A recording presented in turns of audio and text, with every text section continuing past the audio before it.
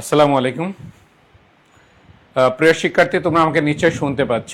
আমরা কিছুক্ষণ ধরে কারিগরি ত্রুটি ফেস করছিলাম, যে কারণে আগের লাইভটা কেটে দিয়ে আমরা পুনরায় আজকের আন্তর্জাতিক বিষয়গুলির উপর যে ফ্রি ক্লাস সেটা আবার আমরা শুরু করেছি। তোমরা কে কোথা থেকে আজকের ক্লাসে জয়েন করেছো সেটা অবশ্যই কমেন্ট করে জানাবে।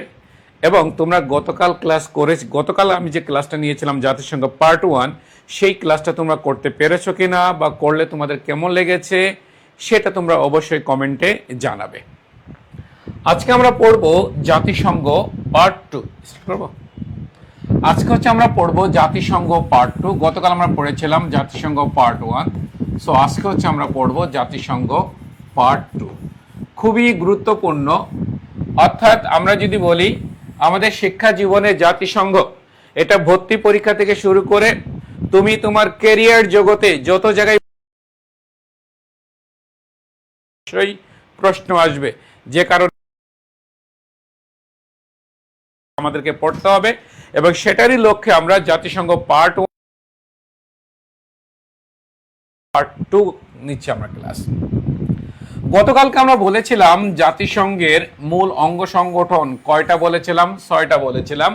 এবং আমরা এটা বলেছিলাম যে জাতিসংঘের এই 6টি মূল অঙ্গ সংগঠনের মধ্যে কার্যক্রম রয়েছে 5টির, একটির কার্যক্রম নাই, যার নাম হচ্ছে জাতিসংঘের ওসি পরিষদ। যার নাম কি? যার নাম হচ্ছে ওসি পরিষদ। তোমরা খেয়াল করবে, তার নাম হচ্ছে ওসি পরিষদ।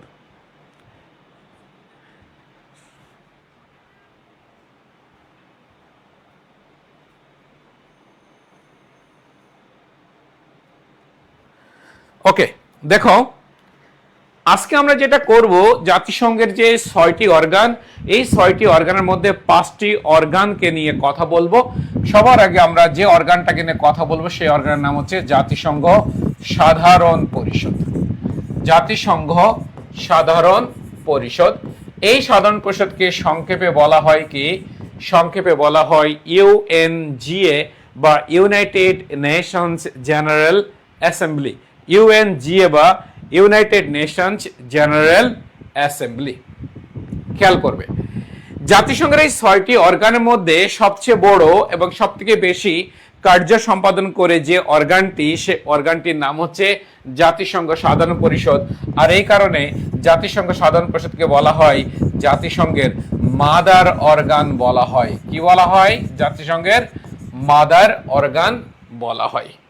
খেয়াল করবে, তাহলে আমরা কি বললাম? আমরা বললাম যে সাধারণ পরিষদকে বলা হয় জাতিসংঘের মাদার অর্গান, কারণ এটা সবচেয়ে বড় অর্গান এবং এই অর্গানটা সবচেয়ে বেশি কার্য সম্পাদন করে থাকে। এবং এই সাধারণ পরিষদকে বলা হয় কি? এই সাধারণ পরিষদকে বলা হয় সারা বিশ্বের আইন সভা। কি বলা হয়? সারা বিশ্বের আইন সভা। খেয়াল করবে, আইনসভার কাজ কি? আইনসভার কাছে আইন প্রণয়ন করা। তাহলে অবশ্যই সাধারণ পরিষদকে যদি সারা বিশ্বে আইনসভা বলা হয়, তাহলে সাধারণ পরিষদ কি করে থাকে? সারা বিশ্বের জন্য আইন প্রণয়ন করে থাকে। দেখো, আমরা যদি বলি ঠিক তেমনই একটি আন্তর্জাতিক আইন বা বিধান যা সাধারণ পরিষদ 1979-এ প্রণয়ন করে, যার নাম কি? যার নাম হচ্ছে সিডো। যার নাম হচ্ছে সিডো বা convention on the elimination of all forms of discrimination against women। এই যে সিডো সনদ, এটা কিন্তু নারীর প্রতি সকল প্রকার বৈষম্য নির্মূলকরণ সংক্রান্ত একটি আন্তর্জাতিক সনদ বা দলিল। যে কারণে দেখো, এটা প্রণয়ন করেছে কে? এটা প্রণয়ন করেছে ইউএনজিএ বা ইউনাইটেড নেশন জেনারেল অ্যাসেম্বলি। যে কারণে সাধারণ পরিষদকে বলা হয় সারা বিশ্বের আইন সভা। খেয়াল করবে, জাতিসংঘের সদস্য আমরা জানি কতটি? 193টি। জাতিসংঘের সকল সদস্যই জাতিসংঘের সাধারণ পরিষদের সদস্য। তাহলে কি দাঁড়ালো? তাহলে দাঁড়ালো যেটা সাধারণ পরিষদের সদস্য কয়টি? সাধারণ পরিষদের সদস্য হচ্ছে 193টি। লক্ষ্য রাখবে, প্রতি বছর সাধারণ পরিষদের একটা অধিবেশন হয়। এই অধিবেশনটা হয় কখন? এই অধিবেশনটা হয় সেপ্টেম্বর মাসের 3য় মঙ্গলবার।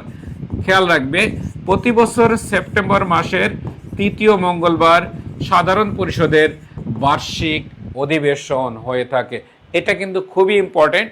এবং সাধারণ পরিষদের প্রথম অধিবেশন বসেছিল কখন? 10 জানুয়ারি 1946 সালে। সাধারণ পরিষদের প্রথম অধিবেশন বসেছিল 10 জানুয়ারি 1946 সালে। কোথায়? লন্ডনে। কোথায়? লন্ডনের একটা হলে, সেই হলটার নাম হচ্ছে ওয়েস্ট মিনিস্টার হল। এই লন্ডনের ওয়েস্ট মিনিস্টার হলে জাতিসংঘ সাধারণ পরিষদের প্রথম অধিবেশন বসেছিল। 2026 সালে জাতিসংঘের সাধারণ পরিষদের অধিবেশন যেটা হবে, এটা কততম? এটা হবে 81তম। তোমরা ইতোমধ্যে জানো চলতি মাসের 2 তারিখে বাংলাদেশের পররাষ্ট্রমন্ত্রী খলিলুর রহমান তিনি কি হয়েছেন? তিনি জাতিসংঘের সাধারণ পরিষদের সভাপতি নির্বাচিত হয়েছেন 1 বছরের জন্য। এবং সেটা কততম? সেটা হচ্ছে 81তম। তাহলে 81তম সভাপতিকে 81তম অধিবেশনের সভাপতি হচ্ছে খলিলুর রহমান। তিনি কোন দেশের? তিনি বাংলাদেশের পররাষ্ট্র মন্ত্রী। এই খলিলুর রহমান তিনি বাংলাদেশের পররাষ্ট্রমন্ত্রী এবং তিনি তার নিকটতম প্রতিদ্বন্দ্বী সাইপ্রাসের প্রার্থীকে হারিয়ে তিনি, আমরা দেখতে পেলাম, জাতিসংঘের সাধারণ পরিষদের 81তম অধিবেশনের কি হয়েছেন? সভাপতি নির্বাচিত হয়েছেন। তোমাদের কাছে একটা প্রশ্ন আমার, যে এর আগে বাংলাদেশ থেকে একজন ব্যক্তি সাধারণ পরিষদের 41তম অধিবেশনে 1986 সালে সভাপতিত্ব করেছিল। 86 সালে 41তম অধিবেশনে সভাপতিত্ব করেছিল বাংলাদেশের একজন ব্যক্তি। সেই ব্যক্তির নাম কি? তোমরা একটু বলবে। সেই ব্যক্তির নাম কি? তোমরা একটু বলবে। তোমরা কমেন্ট করো, আমি তোমাদের কমেন্ট পড়বো এবং যারা কে কে সঠিক উত্তর দিতে পারছো সেটা আমি তোমাদেরকে জানিয়ে দিব। ভাই, ওই ভাইটা কই? সেটা আমি তোমাদেরকে জানিয়ে দিব।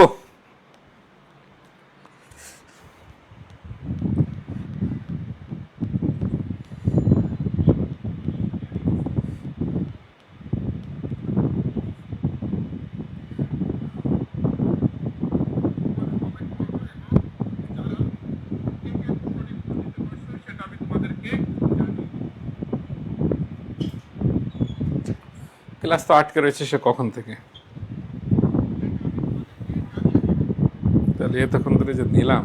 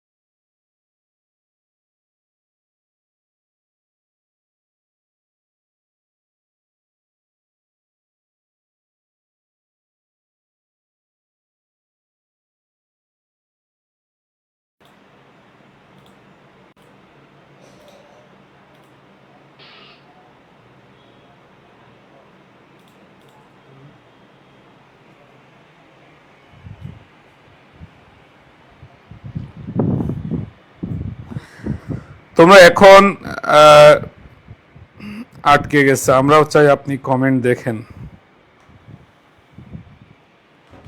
আচ্ছা, এখন সম্ভবত ঠিক আছে। তোমরা একটু কমেন্ট করে জানাবে যে এখন ঠিক আছে কিনা।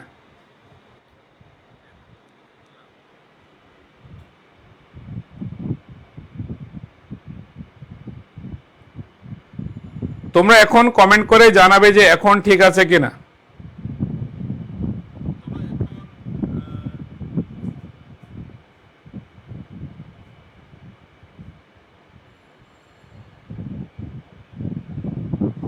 এখন ঠিক আছে?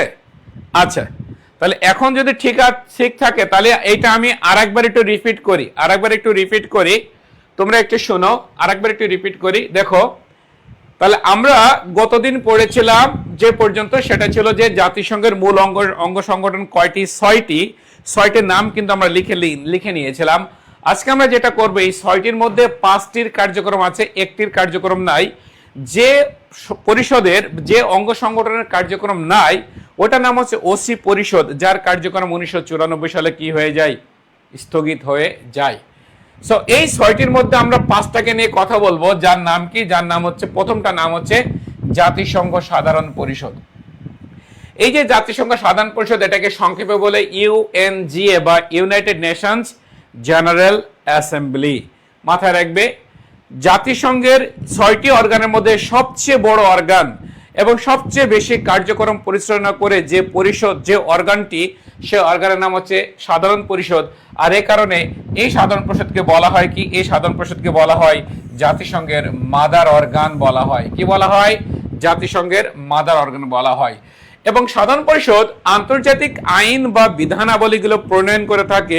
আর এই কারণে সাধারণ পরিষদকে বলা হয় সারা বিশ্বের আইন সভা বলা হয়। দেখো, আমরা জানি যে নারীর প্রতি বৈষম্য নিরসনের জন্য 1979 সালে জাতিসংঘ সাধারণ পরিষদ একটি আন্তর্জাতিক নারী অধিকার সংক্রান্ত দলিল প্রণয়ন করে, যার নাম কি, যার নাম হচ্ছে সিডো বা convention on the elimination of all forms of discrimination against women. অর্থাৎ এইরকম সিডোর মতো আন্তর্জাতিক দলিল বা বিধানাবলী প্রণয়ন করে থাকে যে অঙ্গ সংগঠন জাতিসংঘের, তার নাম হচ্ছে সাধারণ পরিষদ। আর এ কারণে সাধারণ পরিষদকে বলা হয় সারা বিশ্বের আইন সভা। মনোযোগ সহকারে শুনবে। জাতিসংঘের সকল সদস্য রাষ্ট্রই সাধারণ পরিষদের সদস্য। এ কারণে সাধারণ পরিষদের সদস্য সংখ্যা কয়টি?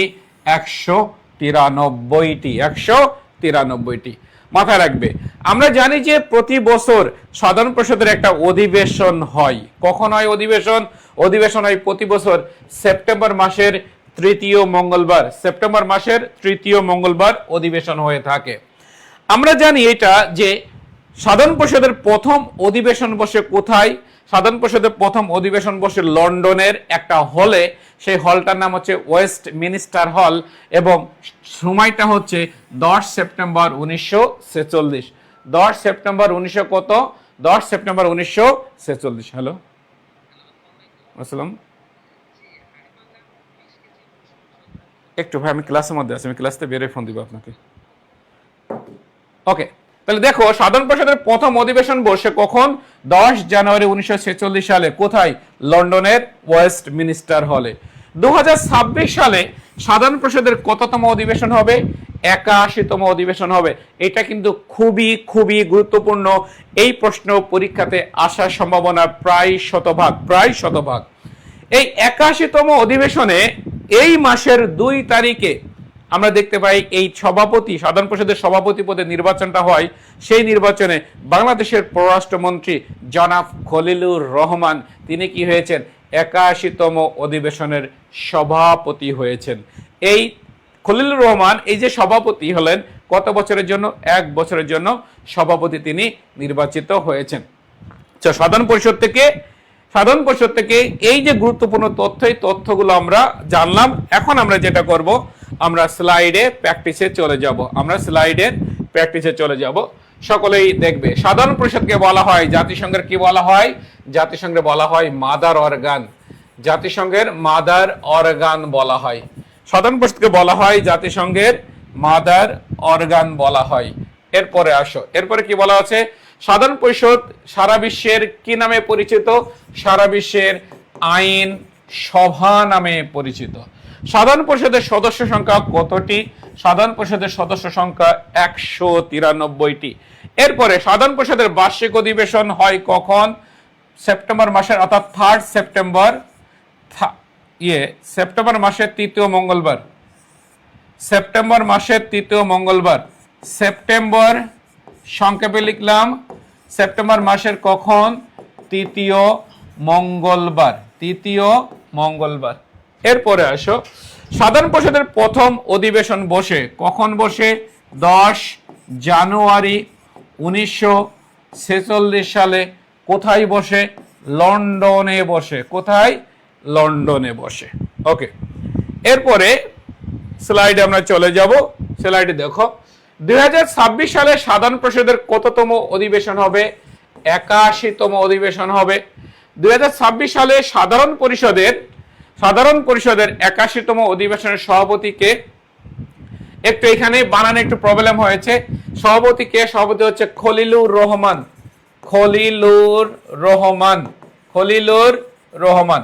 তোমাদেরকে একটু বলে রাখি, তোমরা এই যে আমি গতকাল যে ক্লাস নিয়েছি এবং আজকে যে ক্লাস নিয়েছি, এই দুটি ক্লাসের উপর অর্থাৎ টোটাল জাতিসংঘের উপরে 50 নম্বরের একটি পরীক্ষা নেওয়া হবে আগামীকাল বিকাল 5টায়। অবশ্যই তোমরা পরীক্ষাতে অংশগ্রহণ করবে। এই পরীক্ষা অবশ্যই তোমরা কি করবে না, মিস দিবে না। এবার দেখো এইখানে বেসিক্যালি একটু মিস্টেক হয়েছে। 1986 সালে 41তম অধিবেশনের সভাপতি ছিলেন কে ছিলেন? হুমায়ুন রশিদ চৌধুরী। হুমায়ুন রশিদ চৌধুরী তিনি ছিলেন 1986 সালের 41তম অধিবেশনের সভাপতি ছিলেন। 41তম অধিবেশনের সভাপতি ছিলেন। তোমাদেরকে একটা প্রশ্ন এখানে দেখো, এটা দেখো তো পারো কিনা, যে সাধারণ পরিষদের প্রথম সভাপতি কে ছিলেন? সাধারণ পরিষদের প্রথম সভাপতি কে ছিলেন?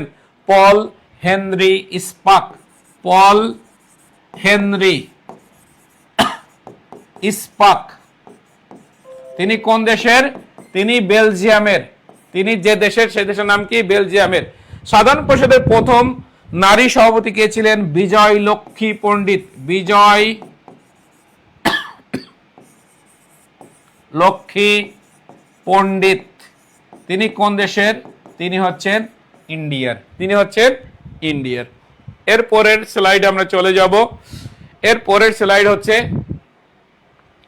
সাধারণ পরিষদের সভাস্থলের নাম কি? অর্থাৎ যেখানে বসে সাধারণ পরিষদের সভা অনুষ্ঠিত হয় ওইটার নাম কি?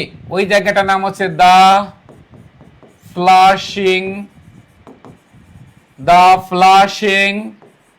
মিডোস। The Flushing Meadows. এরপর জাতিসংঘের নারী উন্নয়ন তহবিলের নাম কি? জাতিসংঘের নারী উন্নয়ন তহবিলের নাম হচ্ছে UNIFEM. UNIFEM. United Nations international development fund for women. তোমরা আবার শুনবে, ইউনিফেম। ইউনিফেমের পূর্ণরূপ হচ্ছে United Nations international development fund for women. এরপর কোনটি নারীর বিরুদ্ধে বৈষম্য অবসান সম্পর্কিত সনদ? সিডো। সিডো আমি একটু আগে বলেছিলাম, সিডো। সিডো সনদ যে ধরনের অধিকারের দলিল, নারীর অধিকার, নারীর অধিকার সংক্রান্ত দলিল, নারীর অধিকার সংক্রান্ত দলিল। এরপরের প্রশ্ন, সিডো সনদের মোট কয়টি ধারা আছে? সিডো সনদে মোট 30টি ধারা আছে। কয়টি ধারা? 30টি ধারা আছে। এরপরে আমরা চলে যাব। এরপর তোমরা একটু দেখে নাও, এটা যে আমাদের সেকেন্ড টাইম অপটিমিস্টিক ব্যাচ মানবিক ও বিভাগ পরিবর্তন ফাউন্ডেশন কোর্স রয়েছে, যেখানে বাংলা লাইভ ক্লাস পাবে তোমার 30টা, ইংরেজি লাইভ ক্লাস পাবে 35টা, সাধারণ জ্ঞান লাইভ ক্লাস পাবে 30টা, গণিত লাইভ ক্লাস পাবে 15টা, আইকিউ লাইভ ক্লাস পাবে 5টা। এক্সাম প্ল্যান টপিক ভিত্তিক এক্সাম পরীক্ষা নেওয়া হবে, সাপ্তাহিক পরীক্ষা থাকবে, মাসিক পরীক্ষা, কোর্স শেষে পূর্ণাঙ্গ মডেল টেস্ট। ওকে, এরকম। তার মানে এটার কিন্তু অনেক বড় একটি সার্ভিস দিবে। এবং এখন যদি তুমি ভর্তি হও তাহলে তুমি ভর্তি হতে পারবে কত টাকায়? 4099 টাকায়। একইভাবে ঢাকা বিশ্ববিদ্যালয়ে আইসিইউ ব্যাচ যে মানবিক ও বিভাগ পরিবর্তন, সেখানে কিন্তু আমাদের অ্যাডমিশন চলছে। তোমরা এখানে কি হতে পারো? তোমরা এখানে ভর্তি হয়ে যেতে পারো। ওকে, এখন আসো, খেয়াল করবে সাধারণ পরিষদের অধীনে পরিচালিত সংস্থা সমূহ। আমরা জানি সংস্থার পূর্ণ রূপ জানতে চাওয়া হয়, ওই সংস্থাটি কত সালে প্রতিষ্ঠিত হয়েছে সেইটা জানতে চাওয়া হয়, এবং এগুলো সদর দপ্তর কোথায় সেটাও কিন্তু জানতে চাওয়া হয়। আমি একটু এখানে মার্কারে কলমের সাইজটা একটু ছোট করে নিই, তোমরা একটু দেখো। প্রথমে দেখো ইউনিসেফ। এই একটা সময় ইউনিসেফের পূর্ণরূপ ছিল United Nations international children's emergency fund, কিন্তু এখন আর কিন্তু সেটা নাই। এখন কি? এখন হচ্ছে ইউনাইটেড নেশনস। আমি ইউনাইটেড নেশনস লিখছি না, আমি সংক্ষেপে ইউএন লিখছি। ইউএন মানে তোমরা মনে করবে ইউনাইটেড নেশনস। তোমরা আজকের লাইভ ক্লাসটা অবশ্যই কি করবে? অবশ্যই শেয়ার করে দিবে, অবশ্যই শেয়ার করে দিবে। এবং তোমরা কমেন্ট করবে।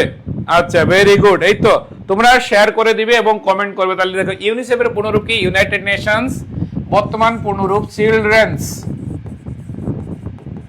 Fund. United Nations children's fund. এটা কত সালে প্রতিষ্ঠিত হয়? এটা প্রতিষ্ঠিত হয় তোমার 1946 সালে প্রতিষ্ঠিত হয়। এবং এর সদর দপ্তর কোথায়? এর সদর দপ্তর হচ্ছে নিউ ইয়র্ক সিটিতে। এনওয়াইসি। এনওয়াইসি মানে কি? New York city. New York সিটিতে হচ্ছে ইউনিসেফের সদর দপ্তর। UNCTAD, United Nations conference. United Nations conference on trade and development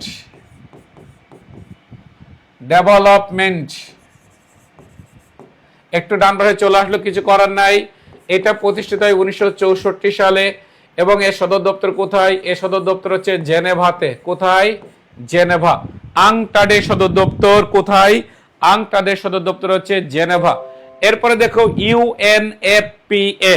এই ইউএনএফপি এর পূর্ণরূপ একটা সময় কি ছিল? একটা সময় ছিল United Nations fund for population activities. কিন্তু বর্তমানে ইউএনএফপি এর পূর্ণরূপ হচ্ছে United Nations population fund. United Nations population fund. এটা কত সালে প্রতিষ্ঠিত হয়? এটা প্রতিষ্ঠিত হয় 1969-এ। এটা 1969 সালে প্রতিষ্ঠিত হয়। এটা 1969 সালে প্রতিষ্ঠিত হয়। এর সদর দপ্তর কোথায়? এর সদর দপ্তর নিউ ইয়র্ক সিটিতে। নিউ ইয়র্ক সিটিতে এর সদর দপ্তর। এরপরে UNDP, United Nations Development Programme. United Nations Development Programme. এই ইউএনডিপি 1965-এ প্রতিষ্ঠিত হয়। 1965-এ প্রতিষ্ঠিত হয়। এবং এটা সদর দপ্তর কোথায়? এটা সদর দপ্তর হচ্ছে নিউ ইয়র্ক সিটিতে। নিউ ইয়র্ক সিটিতে। ইউএন ওমেন, এটার আর পূর্ণরূপ নাই। এটার পূর্ণরূপ নাই। সো ইউএন ওমেন মানে ইউএন ওমেনই। এটা 2010 সালে প্রতিষ্ঠিত হয়। এটা সদর দপ্তর কোথায়? এটা সদর দপ্তর হচ্ছে নিউ ইয়র্ক সিটিতে। মাথায় রাখবে, সদর দপ্তর থেকে কিন্তু প্রায়ই পরীক্ষাতে প্রশ্ন এসে থাকে। এরপরে ইউএনভি, ইউনাইটেড নেশনস ভলান্টার্স। এটা 1970 সালে প্রতিষ্ঠিত হয়। এবং এটা সদর দপ্তর কোথায়? এটা সদর দপ্তর জার্মানির বন শহরে। একটা সময় লক্ষ্য রাখবে, একটা সময় পশ্চিম জার্মানির রাজধানী ছিল বন। এই সেই বন শহরে হচ্ছে ইউনাইটেড নেশনস ভলান্টার্সের সদর দপ্তর অবস্থিত। এরপরে UNIFEM, United Nations development fund for women. United Nations development fund for women.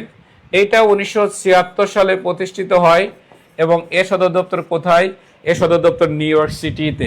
এরপরে ইউএনইপি, ইউনাইটেড নেশনস এনভায়রনমেন্ট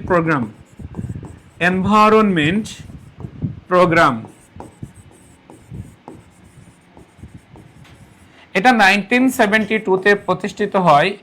এবং এর সদর দপ্তর হচ্ছে কেনিয়ার রাজধানী কোথায়? নাইরোবিতে। কেনিয়ার রাজধানী নাইরোবিতে হচ্ছে ইউএনইপির সদর দপ্তর। এরপর UNHCR, United Nations High Commissioner for refugees.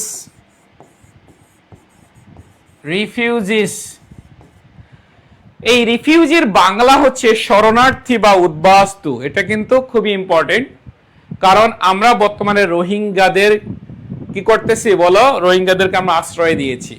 তাহলে শরণার্থী কাদেরকে বলা হবে? যখন কোনো মানুষ নিজের জীবন বাঁচানোর জন্য অন্য দেশে চলে যেতে বাধ্য হবে, তখন সেই মানুষকে বলা হবে ইংরেজিতে রিফিউজি, যার বাংলা হচ্ছে শরণার্থী বা উদ্বাস্তু। এই শরণার্থী বা উদ্বাস্তুদেরকে নিয়ে কাজ করে যে সংগঠনটি, তার নাম কি?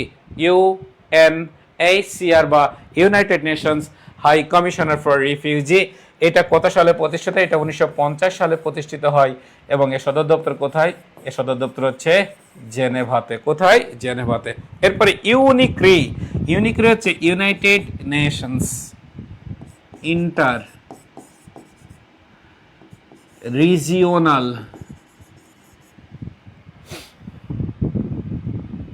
ক্রাইম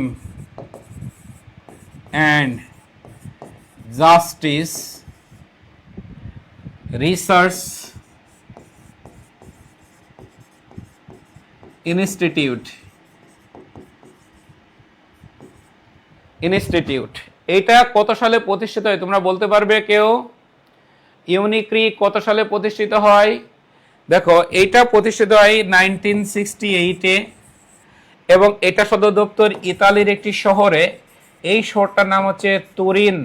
এই শহরটার নাম তুরিন। এরপরে ইউএনইউ হচ্ছে ইউনাইটেড নেশনস ইউনিভার্সিটি।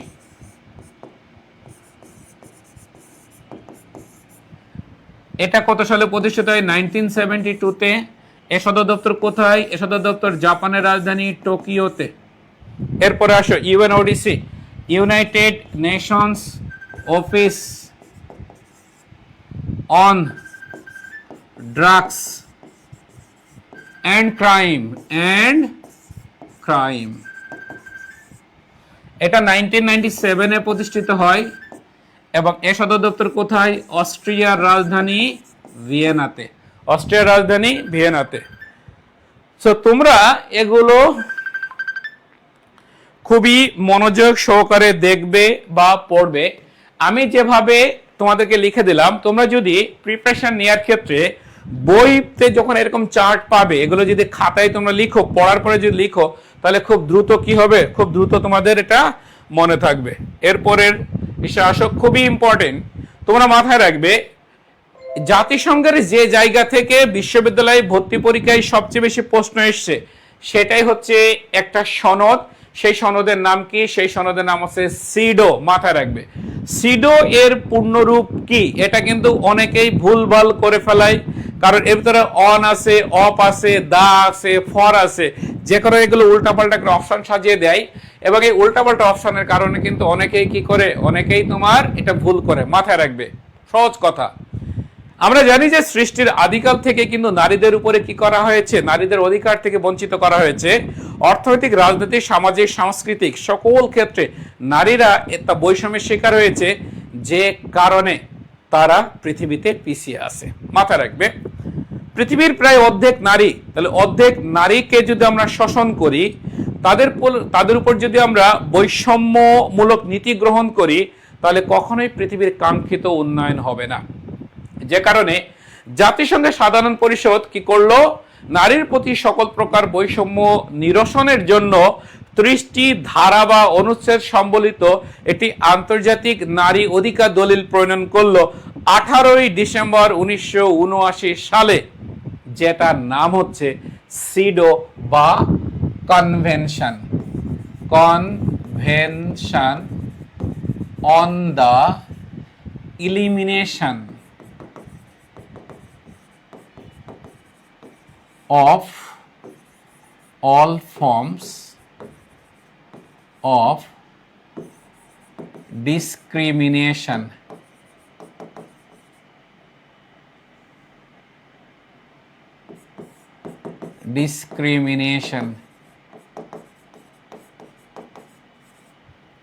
তোমরা একটু বুঝে নিয়ে against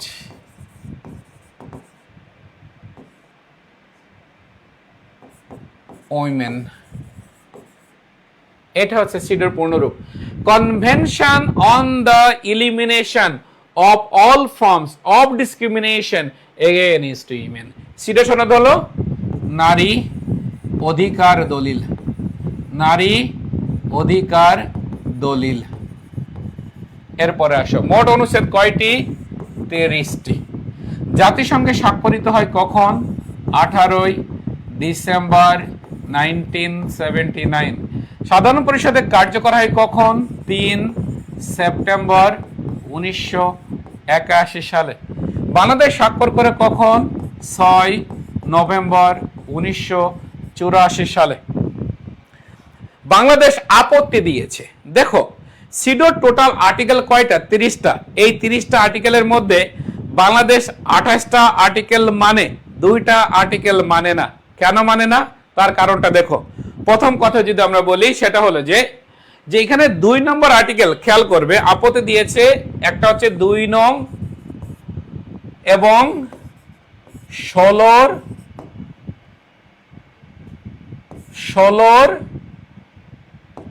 একের গ, এই দুটো আর্টিকেলে আপত্তি দিয়েছে। বাংলাদেশ বলছে কি? বাংলাদেশ বলছে যে আপত্তি, দ্যাট মিন্স এটাকে রিজার্ভেশন বলে। বাংলাদেশ বলছে আমি সব মানি, এই দুটো মানি না। কেন মানি না? But the question is here যে বাংলাদেশ কেন মানে না। দেখো এখানে যেটা বলা হয়েছে সেটা হলো যে দুটো আর্টিকেলে বলা হয়েছে। একটা আর্টিকেলে বলা হয়েছে যে বিবাহ বিচ্ছেদের ক্ষেত্রে নারী পুরুষের সমান অধিকার থাকবে। কিন্তু আমাদের ধর্মতে ইসলাম, বাংলাদেশ 90% মুসলিম মানুষের বসবাস রয়েছে, যেহেতু ইসলামে কিন্তু নারীদের ডিভোর্স দেওয়ার অধিকার কিন্তু দেওয়া হয়নি।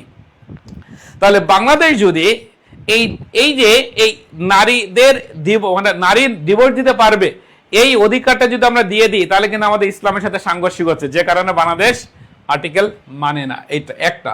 আর একটা হচ্ছে যে নারীর প্রতি সকল প্রকার বৈষম্য নির্মূলকরণ। এই সকল প্রকার বৈষম্য নির্মূল করতে গেলে বাংলাদেশের যে সকল চলমান আইন বা বিধান রয়েছে এগুলোকে সংশোধন করার প্রয়োজন রয়েছে। আর এই সংশোধন করতে গেলে বাংলাদেশের রাজনৈতিক ক্ষেত্রে এক অস্থিরতা সৃষ্টি হতে পারে, যে কারণে বাংলাদেশ বলেছে আমি সিডা সনদে 2টা আর্টিকেল মানি না, বাকি সবগুলো আর্টিকেল মানি। প্রথম স্বাক্ষরকারী দেশের নাম কি? প্রথম স্বাক্ষরকারী দেশের নাম হচ্ছে সুইডেন। কি নাম? সুইডেন। সিডো দিবস এই যে 3 সেপ্টেম্বর 1981 সালে সিডো সনদটা যেদিন থেকে কার্যকর হয় সেই দিনটাকে কি করা হয়? সিডো দিবস হিসেবে পালন করা হয়। দেখো আমি তোমাদেরকে যেভাবে পড়াচ্ছি এইটা যদি তুমি এভাবে পড়তে পারো, আমি তোমাকে গ্যারান্টি দিতে পারি যে প্রশ্ন কোনোভাবেই হাতছাড়া হবে না। হবে না মানে হবে না। আর আমি যেহেতু বলছি হবে না, সেহেতু কিন্তু হবে না। কারণ কোনো ধরনের ফাঁক রেখে কিন্তু আমি কি করি না, আমি কিন্তু তোমাদেরকে পড়াই নাই। ওকে, এরপরে দেখি এরপরে আমাদের কোন পিডিএফটা আছে। ওকে, এটা আমাদের সাধারণ পরিষদ আমাদের আলোচনা শেষ। সাধারণ পরিষদ আমাদের আলোচনা শেষ। আমরা এখন চলে যাব নিরাপত্তা পরিষদে। ওকে, নিরাপত্তা পরিষদ। নিরাপত্তা পরিষদ, সিকিউরিটি কাউন্সিল। Security council.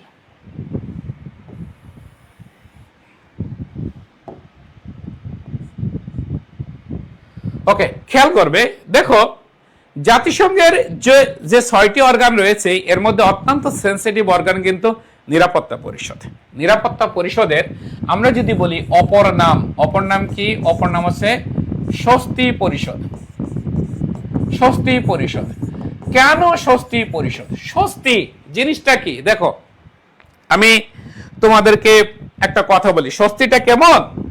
ধরে নাও যে তুমি এই যে ইন্টারমিডিয়েট পরীক্ষা দিচ্ছ, মানে শেষ করে বিশ্ববিদ্যালয় ভর্তি পরীক্ষা, বিভিন্ন বিশ্ববিদ্যালয়ে তুমি ভর্তি পরীক্ষা দিচ্ছ, এমন একটা টেনশনের মধ্যে আছে, প্যারেশানির মধ্যে আছো যে তোমার চান্স হবে কি হবে না। হ্যাঁ, যখন তোমার চান্স হয়ে গেল তখন কি হলো? তুমি এই প্যারেশানি থেকে মুক্তি পেলে। এটাকে বলা হয় স্বস্তি। এটাকে কি বলা হয়? স্বস্তি বলা হয়। নিরাপত্তা পরিষদের অন্যতম লক্ষ্য হচ্ছে যুদ্ধ বিগ্রহ বন্ধ করে শান্তি ও নিরাপত্তা প্রতিষ্ঠা করা। তাহলে যখন একটি ভূখণ্ডে যুদ্ধ চলে, যেমন আমরা যদি এখন বলি রাশিয়া ইউক্রেন, আমরা যদি বলি ইসরায়েল ইরান, ইসরায়েল ফিলিস্তিন, আমেরিকা ইরান, এই যে পারস্পরিক যে দ্বন্দ্ব বা যুদ্ধ এই যে চলমান, এইখানকার মানুষগুলো কি আছে? স্বস্তিতে আছে। কারণ তারা যখন বাজারে যাচ্ছে তখন তারা ভাবতেছে যে আমরা বাজারে যাচ্ছি ঠিক আছে, কিন্তু কখন যেখানে বিমান হামলা হয় তখন তারা অস্বস্তিতে আছে। তাহলে এরকম যুদ্ধ বন্ধ করে শান্তি প্রতিষ্ঠা করা, অস্বস্তি দূর করে স্বস্তি প্রতিষ্ঠা করা হচ্ছে নিরাপত্তা পরিষদের গুরুত্বপূর্ণ কাজ। আর এই কারণে নিরাপত্তা পরিষদকে কি বলা হয়? স্বস্তি পরিষদ। খেয়াল করবে। 1965 সালের পূর্বে 1965 সালের পূর্বে নিরাপত্তা পরিষদের সদস্য ছিল 5+6 কয়টা? 11টি। অর্থাৎ স্থায়ী সদস্য ছিল কয়টি? 5টি। অস্থায়ী সদস্য ছিল কয়টি? 6টি। কিন্তু 1965 সালে জাতিসংঘের সনদ সংশোধন করে নিরাপত্তা পরিষদের সদস্য কি করা হলো? 5টি স্থায়ী রাখা হলো এবং 6টি থেকে কি করা হলো? বাড়িয়ে 10টি করা হলো। সব মিলেই নিরাপত্তা পরিষদের সদস্য হয়ে গেল কয়টি? 15টি। তোমরা আমাকে একটু কমেন্টে জানাবে যে নিরাপত্তা পরিষদে যে 5টি স্থায়ী সদস্য, এই 5টি স্থায়ী সদস্য কে কে? 5টি স্থায়ী সদস্য কে কে? তোমরা আমাকে একটু কমেন্ট করে জানাবে যে নিরাপত্তা পরিষদে যে 5টি স্থায়ী সদস্য, এই 5টি স্থায়ী সদস্য কে কে? এখন আসো, এই যে নিরাপত্তা পরিষদে 5টি স্থায়ী সদস্য, এদেরকে কি বলা হয়? এদেরকে বলা হয় P5, মানে পার্মানেন্ট 5। এগুলো কারা? UK, USA, France, Russia, China. এই যে 5টা দেশ, এই 5টা দেশ হচ্ছে নিরাপত্তা পরিষদের স্থায়ী সদস্য। মাথায় রাখবে। তাহলে এই যে নিরাপত্তা পরিষদের স্থায়ী সদস্য কয়টা? 5টা। আর অস্থায়ী সদস্য কয়টি? 10টি। এই যে 10টি অস্থায়ী সদস্য, এদের মেয়াদ কত বছর? এদের মেয়াদ হচ্ছে 2 বছর। কত বছর? 2 বছর। খেয়াল রাখবে। এই যে নিরাপত্তা পরিষদের 5টি স্থায়ী সদস্য, এই 5টি স্থায়ী সদস্যকে 1945 সালে একটা সম্মেলন, যে সম্মেলন নাম কি? ইয়াল্টা। নাম কি? ইয়াল্টা। এই যে ইয়াল্টা কনফারেন্স বা ইয়াল্টা সম্মেলন, এই ইয়াল্টা সম্মেলনের মাধ্যমে একটা বিশেষ ক্ষমতা প্রদান করা হয়। সেই ক্ষমতার নাম কি? ভেটো। নাম কি? ভেটো। ভেটোটা হচ্ছে ল্যাটিন শব্দ। ভেটো কি শব্দ? ভেটো হচ্ছে ল্যাটিন শব্দ, যার অর্থ কি? যার অর্থ হচ্ছে আমি ইহা মানি না। খেয়াল করবে, আমি ইহা মানি না। তাহলে পৃথিবীতে ভেটো ক্ষমতার অধিকারী কয়টি দেশ? পৃথিবীতে ভেটো ক্ষমতার অধিকারী 5টা দেশ, যাদের একটা নাম কি? ইউকে, আর একটা নাম কি? ইউএসএ, আর একটা নাম কি? ফ্রান্স, আর একটা নাম কি? রাশিয়া, এবং আর একটা নাম কি? চায়না। তাহলে ভেটো কি শব্দ? ল্যাটিন শব্দ, যার অর্থ কি? আমি ইহা মানি না। খেয়াল করবে এবারটা দেখো। এই দেখো, নিরাপত্তা পরিষদের কথা যদি আমরা বলি, নিরাপত্তা পরিষদের তাহলে গঠনটা কি? 5টা স্থায়ী সদস্য আর 10টি অস্থায়ী সদস্য। সব মিলিয়ে সদস্য কয়টি? সব মিলিয়ে সদস্য হচ্ছে 15টি। সব মিলিয়ে সদস্য 15টি। তাহলে প্রত্যেকটি সদস্য দেশের একটা করে ভোট। তাহলে নিরাপত্তা পরিষদের টোটাল ভোট কয়টা? 15টা। কয়টা? 15টা। এই নিরাপত্তা পরিষদে যখন কোনো প্রস্তাব উঠবে, তখন সেই প্রস্তাব পাশ হতে এই 5টি স্থায়ী সদস্যের ভোট লাগবেই। মাথায় রাখবে, এই 5টি স্থায়ী সদস্যের ভোট লাগবেই। আর এখান থেকে 4টা পেলেই হবে। মোট কয়টা ভোট লাগে নিরাপত্তা পরিষদে? উত্থাপিত প্রস্তাব পাশ হতে 9টা ভোট লাগে। স্থায়ী 5টি সদস্যের ভোট সহ মোট 9টা ভোট লাগে। এখন ধরে নাও, কোন দেশ যদি স্থায়ী সদস্যদের মধ্যে কোনো একটি সদস্য যদি ভেটো প্রদান করে, কোনো একটি দেশ যদি বলে আমি ইহা মানি না, I forbid it, I forbid it, এটা যদি বলে আমি ইহা মানি না, তখন কি হবে? তখন সেই সিদ্ধান্ত আর পাশ হবে না। অর্থাৎ ভেটো ক্ষমতা দেওয়ার কোন দেশ যদি ভেটো প্রয়োগ করে, তখন সংখ্যাগরিষ্ঠ ভোট বাতিল বলে গণ্য হয়। ওকে, এটা আমরা জানলাম। এবার মনোযোগ সহকারে শুনবে। বাংলাদেশ এখন পর্যন্ত নিরাপত্তা পরিষদের অস্থায়ী সদস্য নির্বাচিত হয়েছে 2বার। কতবার? 2বার। যার মধ্যে 1978 সালে হয়েছে একবার এবং 1999 সালে হয়েছে একবার।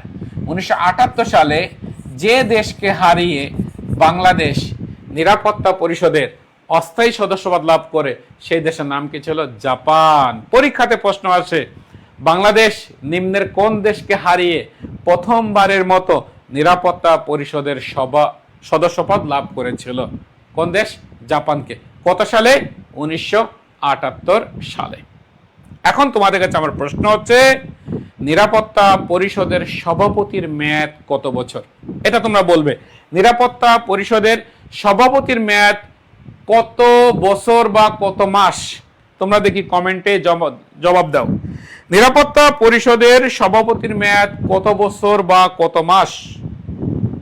নিরাপত্তা পরিষদের সভাপতির মেয়াদ কত বছর বা কত মাস?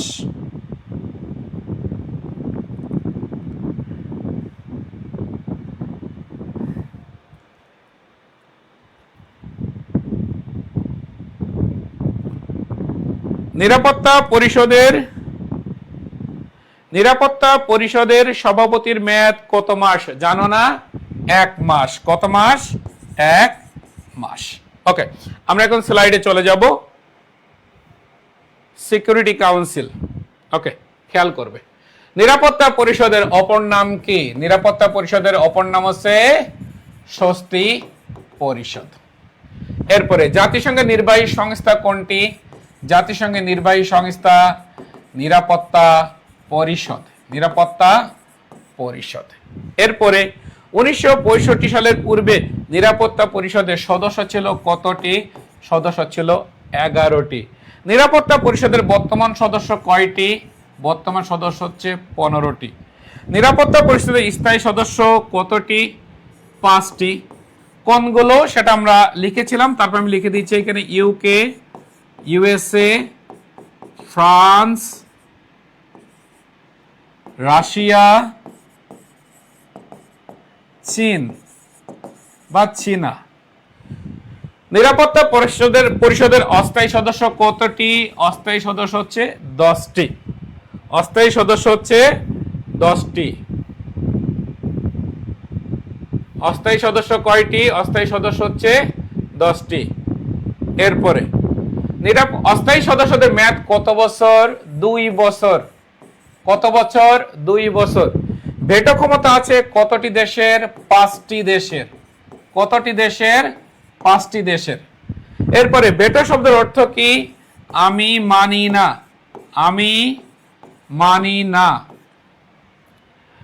কোন সম্মেলনের মাধ্যমে নিরাপত্তা পরিষদের 5টি দেশকে ভেটো ক্ষমতা দেওয়া হয়? ইয়াল্টা সম্মেলন। কোন সম্মেলন?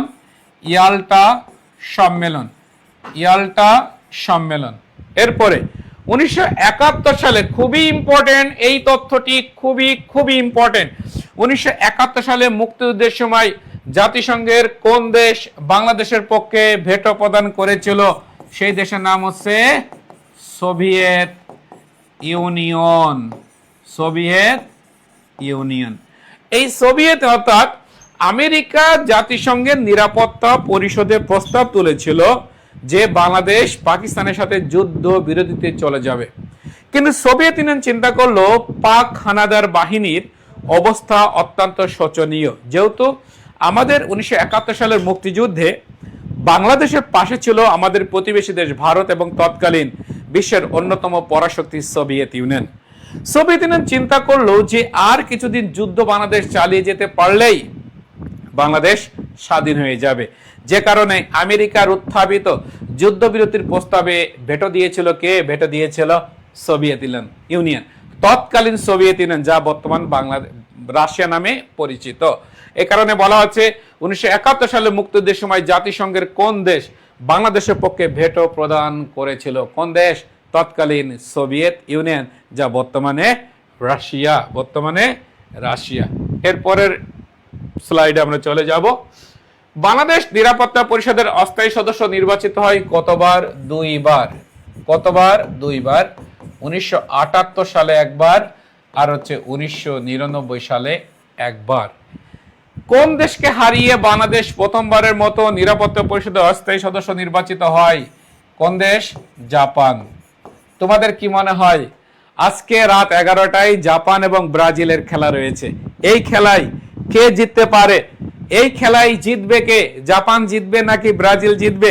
তোমরা কমেন্টে জানাবে। তোমরা কমেন্টে জানাবে।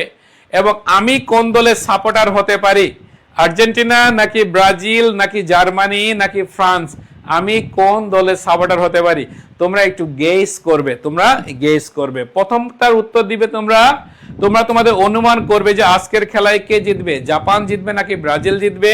এন্ড সেকেন্ড ওয়ান হচ্ছে আমি কোন দলের সাপোর্টার হতে পারি, আমি কোন দলের সাপোর্টার হতে পারি। আচ্ছা, জাপান, একজন বলছে জাপান, আরেকজন বলছে জাপান, আরেকজন বলছে জাপান, বা সবাই তো বলছে জাপান, তার মানে কি ভাই তোমরা কি ব্রাজিলকে পছন্দ করো না? আচ্ছা, সজীব আচার্য বলছে জাপান। আর কেউ দেখি, আর আর আমি আবার বলছি, আচ্ছা তারিফুল ইসলাম অলিদ, সে বলছে আমি আর্জেন্টিনার সাপোর্টার। কেমনে আমি একজন বলছে ব্রাজিল জিতবে। ওকে, যে ভালো খেলবে সে জিতবে, সহজ কথা হচ্ছে এইটা, যে ভালো খেলবে সে জিতবে। আমরা ভালো খেলার পক্ষে, আমি ভালো খেলার পক্ষে। ব্রাজিল ভালো খেললে ব্রাজিল জিতবে, আর্জেন্টিনা ভালো খেললে আর্জেন্টিনা জিতবে, জাপান ভালো খেললে জাপান জিতবে, কেপ ভার্দে ভালো খেললে কেপ ভার্দে জিতবে। সো ফুটবলের মানে ফুটবলের জয় হোক, এটাই আমরা চাই। ওকে, জাপান, আপনি ব্রাজিলের সাপোর্টার, আপনি আর্জেন্টিনা করেন স্যার। আচ্ছা, আমি ব্রাজিলের সাপোর্টার, আর্জেন্টিনার সাপোর্টার। আচ্ছা, আমি আসলে ভালো ফুটবলের সাপোর্টার। এবার আসো, নিরাপত্তা পরিষদে কোন প্রস্তাব পাস হতে কতটি ভোটের প্রয়োজন হয়, কতটি ভোটের প্রয়োজন হয়? আমি একটু ভালোভাবে লিখে দিই, স্থায়ী 5টি দেশের ভোট সহ, স্থায়ী 5টি দেশের ভোট সহ 9টি প্রয়োজন হয়, 9টি প্রয়োজন হয়। ওকে, এরপরে নিরাপত্তা পরিষদের সভাপতির মেয়াদ, এইটা বলেছিলাম 1 মাস, মাত্র কতদিন? 1 মাস। নিরাপত্তা পরিষদের সভাপতির মেয়াদ হচ্ছে 1 মাস। ওকে, নিরাপত্তা পরিষদ আমাদের শেষ। এখন আমরা কথা বলবো যেটা নিয়ে, এটা হলো আন্তর্জাতিক আদালত। আন্তর্জাতিক আদালত, এই আন্তর্জাতিক আদালতকে সংক্ষেপে বলা হয় কি? বলা হয় আইসিজে বা ইন্টারন্যাশনাল কোর্ট অফ জাস্টিস বা আন্তর্জাতিক বিচারালয় বা আন্তর্জাতিক আদালত। আন্তর্জাতিক আদালত মাথায় রাখবে, একটা দেশ যখন জাতিসংঘের সদস্যপদ লাভ করবে তখন সেই দেশটা অটোমেটিক্যালি জাতিসংঘের 2টি অর্গানের সদস্যপদ লাভ করবে, যার একটি অর্গানের নাম কি? সাধারণ পরিষদ, আরেকটি অর্গানের নাম কি? আন্তর্জাতিক আদালত। তাহলে আমরা বলতে পারি কি? তাহলে আমরা বলতে পারি আন্তর্জাতিক আদালতের সদস্য কয়টি? 193টি। কয়টি? 193টি। তাহলে আন্তর্জাতিক আদালত কি করে? আন্তর্জাতিক আদালত যে কাজটা করে সেটা হলো যে তার সদস্য দেশের মধ্যে কোনো বিষয়কে কেন্দ্র করে যদি বিরোধ বা দ্বন্দ্ব দেখা দেয়, তখন সেই বিরোধের ব্যাপারে যে মামলাটা হয় সেই মামলার একটা শান্তিপূর্ণ রায় প্রদান করে আন্তর্জাতিকভাবে ন্যায় বিচার নিশ্চিত করে থাকে। তাহলে এই যে আন্তর্জাতিক আদালত, আদালত মানে কি থাকে? বিচারক থাকে। তাহলে বিচারক কতজন? বিচারক হচ্ছে 15 জন। আন্তর্জাতিক আদালতে বিচারক কতজন? বিচারক হচ্ছে 15 জন। তাহলে বিচারকদের আবার কি থাকে? বিচারকের মেয়াদ থাকে, যে তিনি কত বছরের জন্য নির্বাচিত হন। আন্তর্জাতিক আদালতের একজন বিচারক 9 বছরের জন্য নির্বাচিত হয়। তাহলে আন্তর্জাতিক আদালতে আবার কি থাকবে? কথা বলো, সদর দপ্তর থাকবে। সদর দপ্তর থাকবে। এই সদর দপ্তর কোন দেশে, কোথায়? হেগ। তোমাদেরকে বলতে হবে হেগ শহরটি কোন দেশে অবস্থিত। তোমাদেরকে বলতে হবে হেগ শহরটি কোন দেশে অবস্থিত। হেগ শহরটি কোন দেশে অবস্থিত। এবার আসো, এই যে আন্তর্জাতিক আদালতের ভবন, আন্তর্জাতিক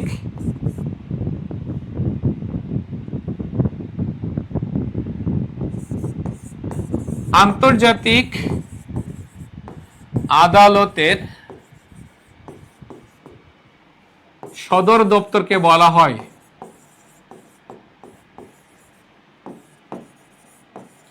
কি? বলা হয়, দেখো, বলা হয় পিস প্যালেস, শান্তি প্রাসাদ। কারণ আন্তর্জাতিক আদালত থেকে কি করা হয়? ন্যায় বিচার নিশ্চিত করা হয়। আর ন্যায় বিচার হলে কি হয়? শান্তি প্রতিষ্ঠিত হয়। ন্যায় বিচার যদি হয়, ধরুন একটা মামলা, একটা গ্যাঞ্জাম হয়েছে, সেই গ্যাঞ্জামের ব্যাপারে মামলা হলো, মামলার যদি একটা ন্যায় বিচার হয় তাহলে সেক্ষেত্রে কি হয়, শান্তি প্রতিষ্ঠিত হয়। তার মানে বিশ্বব্যাপী শান্তি প্রতিষ্ঠা করা হয় ন্যায় বিচারের মাধ্যমে যে ভবন থেকে, সেই ভবনের নাম কি, পিস প্যালেস, যা আন্তর্জাতিক আদালতের সদর দপ্তর, যা আন্তর্জাতিক আদালতের সদর দপ্তর। আচ্ছা, তোমরা কমেন্ট করেছো।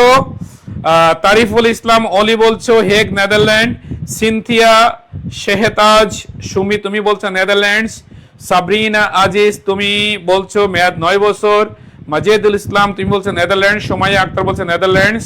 ভেরি গুড, ভেরি গুড, খুবই খুবই ভালো পারফরমেন্স তোমাদের। তোমরা লিখে থাকো, ইনশাল্লাহ তোমাদের কি হবে, ইনশাল্লাহ তোমাদের জয় হবে।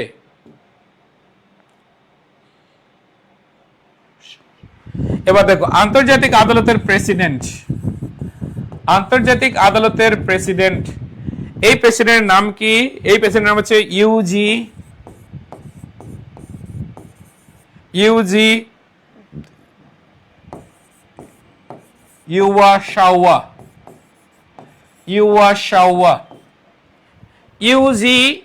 ইউয়াশাওয়া।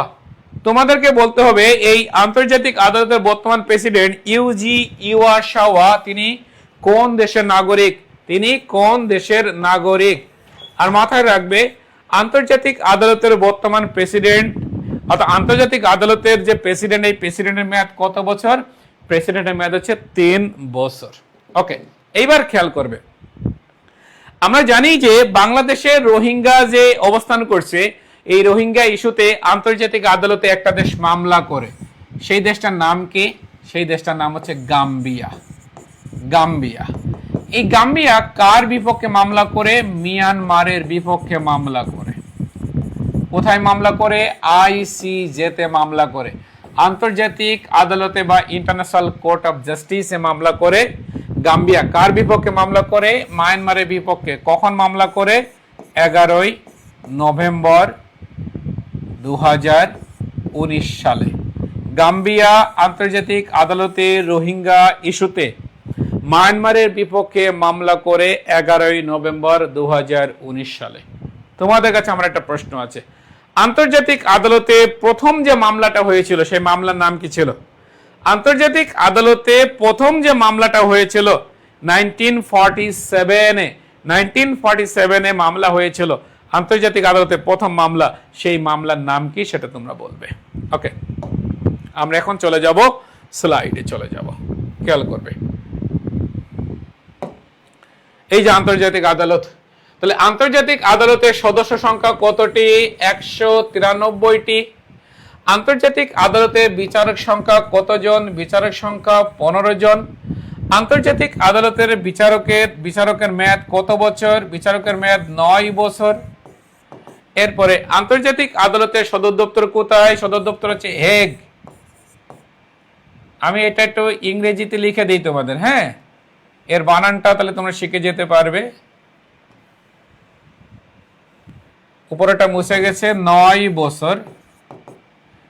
দা হেগ, HAGUE, কোন দেশে অবস্থিত? নেদারল্যান্ডস। নেদারল্যান্ডস। এই নেদারল্যান্ডসের পূর্ব নাম কি? তোমরা কেউ বলতে পারবে নেদারল্যান্ডসের পূর্ব নাম কি? নেদারল্যান্ডসের অধিবাসীদেরকে কি বলা হয়? এই দুইটা প্রশ্ন আমি তোমাদেরকে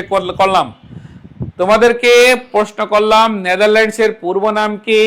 নেদারল্যান্ডসের অধিবাসীদেরকে কি বলা হয়? আন্তর্জাতিক আদালতে বর্তমান প্রেসিডেন্ট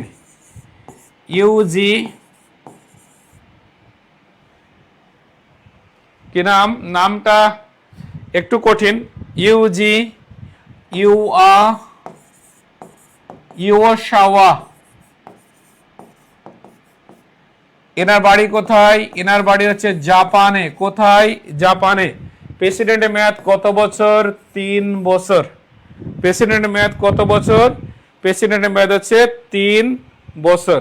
ওকে, এরপরে স্লাইডে আমরা চলে যাব। কি বলছে? রোহিঙ্গা ইস্যুতে মায়ানমারের বিপক্ষে আন্তর্জাতিক আদালতে মামলা করে কোন দেশ?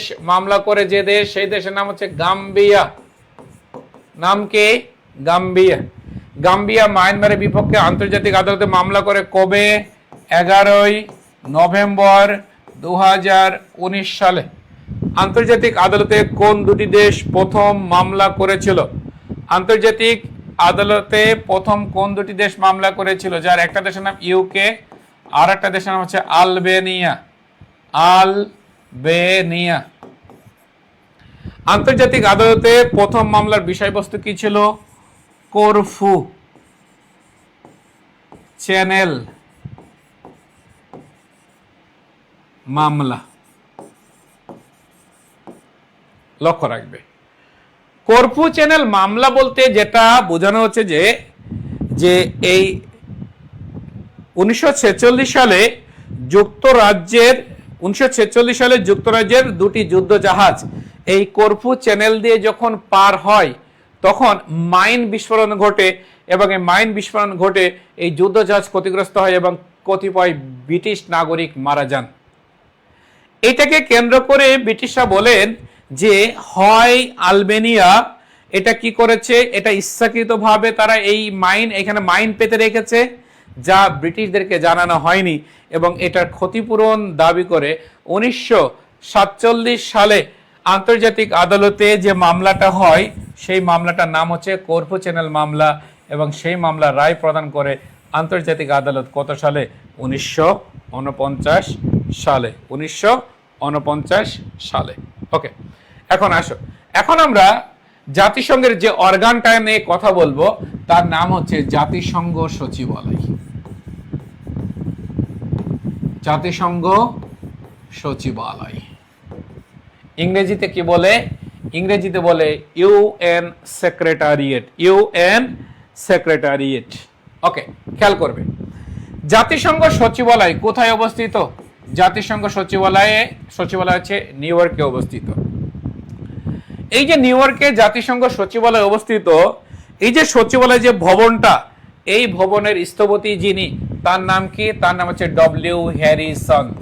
W Harrison. সচিবালয়ের প্রধান যে প্রশাসনিক কর্মকর্তা, এই প্রধান প্রশাসনিক কর্মকর্তাকে বলা হয় মহাসচিব। এই মহাসচিব নিয়োগ পায় কোন পরিষদের সুপারিশ ক্রমে? United Nations security council. অর্থাৎ জাতিসংঘ মহাসচিব যে পরিষদের সুপারিশ ক্রমে নিয়োগ পায় তার নাম কি? জাতিসংঘের নিরাপত্তা পরিষদ। আর নিয়োগটা দেয় কে? নিয়োগটা দেয় ইউএনজিএ বা জেনারেল অ্যাসেম্বলি। ভালো করে খেয়াল করবে, জাতিসংঘ মহাসচিবকে নিয়োগ দেওয়ার জন্য সুপারিশ করে নিরাপত্তা পরিষদ, আর নিয়োগটা দেয় কে? নিয়োগটা দেয় হচ্ছে সাধারণ পরিষদ। এই জাতিসংঘ মহাসচিবের মেয়াদকাল কত বছর? 5 বছর। 5 বছর। প্রথম মহাসচিব যিনি ছিলেন, জাতিসংঘের প্রথম মহাসচিব যিনি ছিলেন, তার নাম কি ছিল? তার নাম ছিল নরওয়ের ট্রিগ ভ্যালি। নরওয়ের ট্রিগ ভ্যালি। জাতিসংঘের প্রথম মহাসচিব যিনি, তার নাম হচ্ছে নরওয়ের ট্রিগ ভ্যালি। দ্বিতীয় মহাসচিব যিনি ছিলেন তার নাম কি ছিল? তার নাম হচ্ছে দ্যাগ হ্যামারশোল্ড। দ্যাগ হ্যামারশোল্ড। হ্যামারশোল্ড। তোমরা বলবে দ্যাগ হ্যামারশোল্ডের বাড়ি কোথায়? তিনি কোন দেশের নাগরিক? তিনি হচ্ছেন সুইডেনের নাগরিক। এই হ্যামারশোল্ড তিনি কি করেন? তিনি বিমান দুর্ঘটনায় মারা যান। তিনি বিমান দুর্ঘটনায় মারা যান। কত সালে মারা যান? কত সালে মারা যান? 1961 সালে মারা যান। এবং তিনি খেয়াল করবে, তিনি কঙ্গোতে যাচ্ছিল বিমানে করে কঙ্গোর গৃহযুদ্ধ বন্ধ করার জন্য। অর্থাৎ গৃহযুদ্ধ বন্ধ করে শান্তি প্রতিষ্ঠা করার জন্য বিমানে করে 1961 সালে তিনি যাচ্ছিলেন। যাওয়ার পথে তিনি বিমান ক্রাশ হয়ে মারা গেলেন। কত সালে? 1961 সালে। তার মানে দ্য হ্যামারশোল্ড নিজের জানটা দিলেন, মারা গেলেন শান্তি প্রতিষ্ঠা করার জন্য, যে কারণে ওই বছরই দ্য হ্যামারশোল্ডকে কি করা হলো? 1961 সালে শান্তিতে মরণোত্তর নোবেল পুরস্কার দেয়া হলো। শান্তিতে মরণোত্তর নোবেল পুরস্কার দেয়া হলো। মরণোত্তর নোবেল পুরস্কার দেয়া হলো। এখান থেকে দেখো, পরীক্ষাতে প্রশ্ন আসে, জাতিসংঘের কোন মহাসচিব বিমান দুর্ঘটনায় মারা গিয়েছিলেন? পরীক্ষাতে প্রশ্ন আসে জাতিসংঘের একমাত্র মহাসচিব যিনি শান্তিতে মরণোত্তর নোবেল পান তার নাম কি? তার নাম হচ্ছে দ্যাগ হ্যামারশোল্ড। তাহলে তৃতীয় মহাসচিব কে ছিলেন? খুবই ইম্পর্টেন্ট। তৃতীয় মহাসচিব ছিলেন মায়ানমারের, যার নাম কি? যার নাম হচ্ছে উ থান্ড। এবং এই উ থান্ড হচ্ছে বাংলাদেশের মুক্তিযুদ্ধের সময় জাতিসংঘের মহাসচিব ছিলেন। বাংলাদেশে যখন মুক্তিযুদ্ধ বা স্বাধীনতা যুদ্ধ চলে তখন জাতিসংঘের মহাসচিব ছিলেন যে ভদ্রলোক, ওই ভদ্রলোকের নাম কি? উ থান্ড। ওই ভদ্রলোকের নাম হচ্ছে উ থান্ড। আর একটা হচ্ছে সপ্তম মহাসচিব যিনি ছিলেন, তার নাম কি? তার নাম হচ্ছে কোফি আনান। Kofi Annan. খেয়াল করবে, কোন কোন বইতে তোমরা পাবে যে জাতিসংঘের একমাত্র মুসলিম মহাসচিবের নাম কে? যার উত্তর কি? Kofi Annan. যে উত্তরটা ভুল। কোফি আনানের দেশ ঘানা। ঘানা মুসলিম দেশ, বাট কোফি আনান কিন্তু খ্রিস্টান। যদি কোনো বইতে তোমরা পাও জাতিসংঘের একমাত্র মুসলিম মহাসচিব কে, জাতিসংঘের একমাত্র মুসলিম মহাসচিব কেউ না, কোফি আনান উত্তর হবে না। এখন পর্যন্ত 9 জন ব্যক্তি জাতিসংঘের মহাসচিব হিসেবে নির্বাচিত হয়েছেন। 9 জনের মধ্যে 8 জন হচ্ছে খ্রিস্টান, একজন হচ্ছে বৌদ্ধ। যিনি বৌদ্ধ তার নাম কি? তার নাম হচ্ছে উ থান্ড। সো কোনো মুসলিম ব্যক্তি এখন পর্যন্ত জাতিসংঘের মহাসচিব হতে পারে নাই। এই কোফি আনান শান্তিতে নোবেল পান 2001 সালে। এই 2001 সালে জাতিসংঘ এবং কোফি আনান যৌথভাবে শান্তিতে নোবেল পুরস্কার লাভ করেন। এখন আসেন আমরা স্লাইডে, এখন তোমরা আসো আমরা স্লাইডে প্র্যাকটিস করবো এখানে। ওকে, জাতিসংঘ সচিবালয় আমরা চলে আসি। দেখো জাতিসংঘের মূল সচিবালয় কোথায় অবস্থিত? নিউ ইয়র্ক সিটিতে অবস্থিত। জাতিসংঘ সচিবালয়টির স্থপতি কে? W Harrison. দেখো আমি যেভাবে পড়াচ্ছি এভাবে যদি তুমি প্র্যাকটিস করতে পারো তাহলে ক্লাসেই, অর্থাৎ ক্লাসেই প্রায় পড়া কিন্তু কমপ্লিট হয়ে যাবে। তোমাদের ব্রেন কিন্তু অনেক শার্প, তোমাদের ব্রেন কিন্তু অনেক শার্প। এই সময়টাকে তোমরা যদি কাজে লাগাইতে পারো নিশ্চিত তোমরা ভালো জায়গায় কি করবে? চান্স পাবে। মাথায় রাখবে, আমি যেহেতু বিসিএস এর ক্লাস নিই, আমার স্টুডেন্টরা কিন্তু অর্থাৎ সারা বাংলাদেশে প্রায় 10,000 স্টুডেন্ট হবে যারা আমার স্টুডেন্ট বিসিএস ক্যাডার। কিছুদিন আগে আমার যে হোম ডিস্ট্রিক্ট মাগুরাতে যে ডিসি ছিলেন আব্দুল্লাহ আল মাহমুদ, সে কিন্তু আমার স্টুডেন্ট। আমি 28 বিসিএস থেকে ক্লাস দিই, 2008 সাল থেকে বিসিএস এর ক্লাস দিই। সো আমি তোমাদেরকে, তোমরা এখন যদি ভালো করে পড়ালেখা করো বিশ্ববিদ্যালয়ে চান্স পাবে, এবং বিশ্ববিদ্যালয়ে চান্স পাওয়ার পরেই তোমরা অবশ্যই চাকরির জন্য পড়ালেখা শুরু করে দিবে স্বল্প পরিসরে। একাডেমিক পড়ালেখা পাশাপাশি, একাডেমিক পড়ালেখা নষ্ট করে না। হয়তোবা তোমাদের সাথে আমার দেখা হবে তোমাদের চাকরির কোনো ক্লাসে, চাকরির প্রস্তুতি যখন তোমরা নিবে তখন তোমাদের সাথে হয়তোবা আমার দেখা হবে। সচিবালয়ের প্রধান প্রশাসনিক কর্মকর্তা কে? প্রধান প্রশাসনিক কর্মকর্তা হচ্ছে মহাসচিব। কোন পরিষদের সুপারিশে জাতিসংঘ মহাসচিব নির্বাচিত হয়? নিরাপত্তা পরিষদ। নিরাপত্তা পরিষদ। জাতিসংঘের অস্থায়ী মহাসচিব ছিলেন কে? গ্লাডউইন। গ্লাডউইন জেব। গ্লাডউইন জেব। জাতিসংঘের বর্তমান মহাসচিব কে? বর্তমান মহাসচিব হচ্ছে অ্যান্তোনিও গুতেরেস। বাড়ি কোথায় তার? পর্তুগাল। এই অ্যান্তোনিও গুতেরেসের মেয়াদ শেষ হচ্ছে, কখন শেষ হচ্ছে? 31 ডিসেম্বর 2026 সালে। 31 ডিসেম্বর 2026 সালে জাতিসংঘের বর্তমান মহাসচিব যিনি, তার মেয়াদ কি হতে যাচ্ছে? তার মেয়াদ শেষ হতে যাচ্ছে। তার মেয়াদ শেষ হতে যাচ্ছে। এরপরে আমরা চলে যাব। এই জাতিসংঘের বর্তমান মহাসচিবের মেয়াদ শেষ হচ্ছে কখন? 31 ডিসেম্বর 2026। জাতিসংঘের প্রথম মহাসচিব কে ছিলেন? নরওয়ের ট্রিগ ভ্যালি। কে ছিলেন? নরওয়ের ট্রিগ ভ্যালি। জাতিসংঘের দ্বিতীয় মহাসচিব কে ছিলেন? দ্যাগ হ্যামারশোল্ড। দ্যাগ হ্যামারশোল্ড। ওনার বাড়ি কোথায়? ওনার বাড়ি হচ্ছে সুইডেনে। জাতিসংঘের কোন মহাসচিব বিমান দুর্ঘটনায় মারা যান? Dag Hammarskjold. জাতিসংঘের কোন মহাসচিব শান্তিতে মরণোত্তর নোবেল পান এবং কত সালে? Dag Hammarskjold. 1900 কত সালে? 1961 সালে।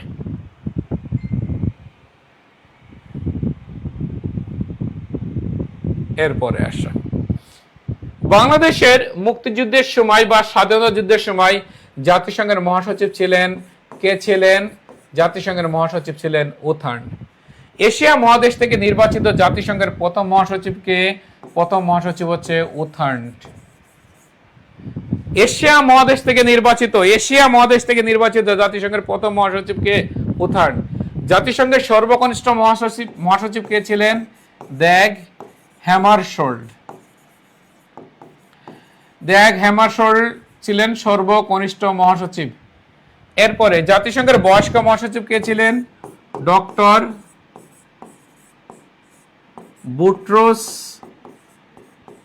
বুট্রোস ঘালি। মিশরের ডক্টর বুট্রোস ঘালি। কোন মহাসচিব প্রথম বাংলাদেশ সফর করেন? কুর্ট ওয়াল্ডহেইম।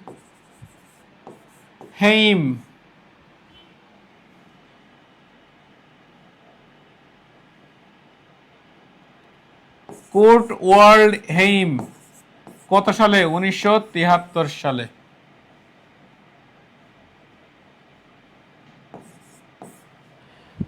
এখন পর্যন্ত কতজন মহাসচিব বাংলাদেশ সফর করেছেন? 5 জন মহাসচিব বাংলাদেশ সফর করেছেন। কতজন মহাসচিব? 5 জন মহাসচিব বাংলাদেশ সফর করেছেন। ওকে, আমরা এবার আরেকটি অর্গানে চলে যাব, যার নাম কি? যার নাম হচ্ছে অর্থনৈতিক ও সামাজিক পরিষদ। অর্থনৈতিক ও সামাজিক পরিষদ।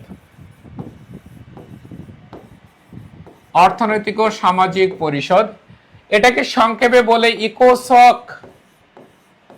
সংক্ষেপে কি বলে? ইকোসক বা economic and social council. Economic and social council বা ইকোসক। গুড, তোমরা কমেন্ট করতে গেলে খেয়াল করবে এই ইকোসকের সদস্য কতজন? এই ইকোসকের সদস্য হচ্ছে 54টি। সদস্য কয়টি? 54টি। এবং সদস্যদের মেয়াদ কত বছর? 3 বছর। এই ইকোসকের বাৎসরিক অধিবেশন হয় 2টি। কয়টি? 2টি। যার একটা হয় কোথায়? নিউ ইয়র্ক সিটিতে। আরেকটা কোথায় হয়? আরেকটা হয় জেনেভাতে। আরেকটা হয় জেনেভাতে। খেয়াল করবে। তাহলে ইকোসকের সদস্য কয়টি? 54টি। সদস্যদের মেয়াদ কত বছর? 54 বছর। এবং ইকোসকের বাৎসরিক বছরে ইকোসকের অধিবেশন হয় কয়টি? 2টি। যার একটা হয় কোথায়? নিউ ইয়র্ক সিটিতে। আরেকটা হয় কোথায়? আরেকটা হয় জেনেভাতে। আরেকটা হয় জেনেভাতে। এতটুকু পড়লেই হবে ওটা সম্পর্কে, এর বেশি আর পড়তে হবে না। খেয়াল করবে অর্থনৈতিক ও সামাজিক পরিষদের সদস্য সংখ্যা কয়টি? 54টি। এরপরে অর্থনৈতিক সামাজিক পরিষদের সদস্যদের মেয়াদ কত বছর? 3 বছর। অধিবেশন হয় বছরে কয়বার?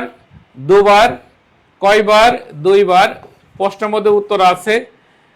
কোথায় কোথায় অনুষ্ঠিত হয়? একটা হচ্ছে নিউ ইয়র্ক সিটিতে, আরেকটা কোথায়? আরেকটা হচ্ছে জেনেভাতে। আরেকটা হচ্ছে জেনেভাতে। ওকে, এরপরে স্লাইড আমরা চলে যাব। খুবই ইম্পর্টেন্ট এই স্লাইড, মাথায় রাখবে। List of UN specialized agencies, জাতিসংঘের বিশেষায়িত সংস্থা সমূহ। এই যে জাতিসংঘের যে বিশেষায়িত সংস্থা, এগুলোর পূর্ণরূপ জানবো, এগুলোর প্রতিষ্ঠা সাল জানবো, এগুলোর এগুলোর সদর দপ্তর কোথায় সেটা জানবো। ITU মানে কি? ইন্টারন্যাশনাল। সংক্ষেপে লিখলাম আমি ইন্টারন্যাশনাল টেলিকমিউনিকেশন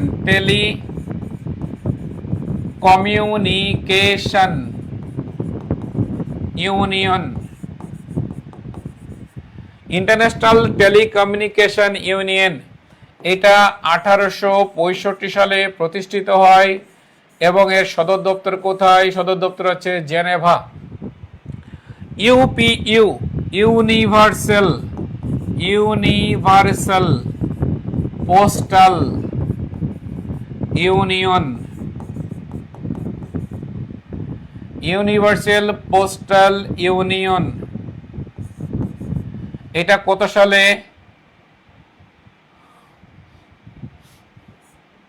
1874 সালে প্রতিষ্ঠিত হয়।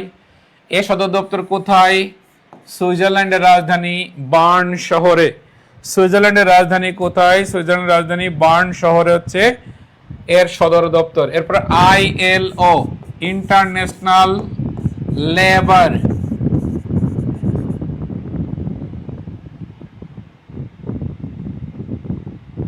LABOUR লেবার অর্গানাইজেশন, এটা কত সালে প্রতিষ্ঠিত হয়? 1919 সালে প্রতিষ্ঠিত হয়। এর সদর দপ্তর কোথায়? এর সদর দপ্তর হচ্ছে জেনেভা। এরপরে ওয়ার্ল্ড ব্যাংক, এরপরে WB মানে ওয়ার্ল্ড ব্যাংক। এই ওয়ার্ল্ড ব্যাংক প্রতিষ্ঠিত হয় কত সালে? ওয়ার্ল্ড ব্যাংক প্রতিষ্ঠিত হয় 1944 সালে। আর সদর দপ্তর কোথায়? সদর দপ্তর হচ্ছে ওয়াশিংটন ডিসি। আমি সংক্ষেপে WDC লিখলাম, ওয়াশিংটন ডিসি। WDC মানে ওয়াশিংটন ডিসি মনে করবে তোমরা। IMF হচ্ছে international monetary fund, MONETARY, international monetary fund, আন্তর্জাতিক মুদ্রা তহবিল।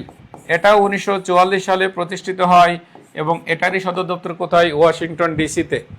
UNESCO, United Nations educational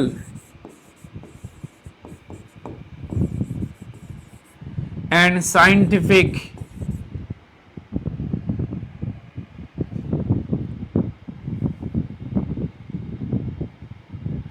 United Nations Educational and Scientific Cultural and SCIEN Scientific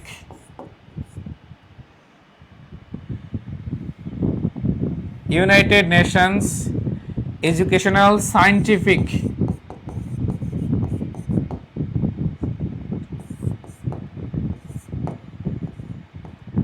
and Cultural Organization, Cultural Organization এটা কত সালে প্রতিষ্ঠিত হয়? 1945 এ প্রতিষ্ঠিত হয়। এর সদর দপ্তর কোথায়? সদর দপ্তর হচ্ছে প্যারিস। সদর দপ্তর কোথায়? সদর দপ্তর হচ্ছে প্যারিস। এরপরে আসো FAO, Food and Agriculture Organization, Food and Agriculture. আজকের ক্লাসটা একটু বড় হবে। অর্গানাইজেশন এটা 1945 এ প্রতিষ্ঠিত হয়। 1945 এ প্রতিষ্ঠিত হয়। এর সদর দপ্তর কোথায়? ইতালির রাজধানী রোম। এরপরে ইকাও, ইকাও হচ্ছে ইন্টারন্যাশনাল সিভিল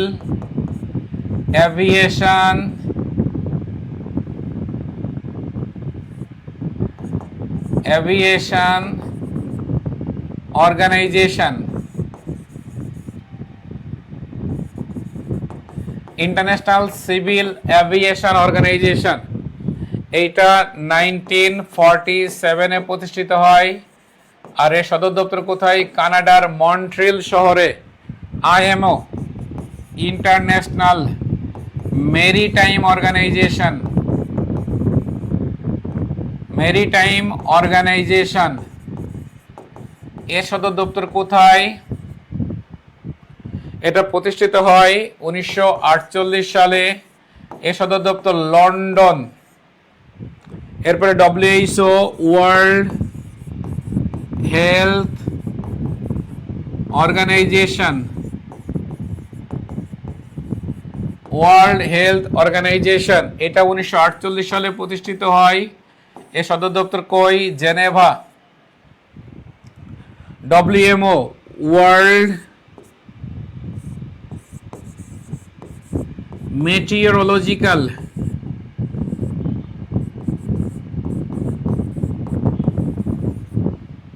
অর্গানাইজেশন এটা 1950 সালে প্রতিষ্ঠিত হয়। এটারও সদর দপ্তর কোথায়? Geneva. UNIDO, United Nations industrial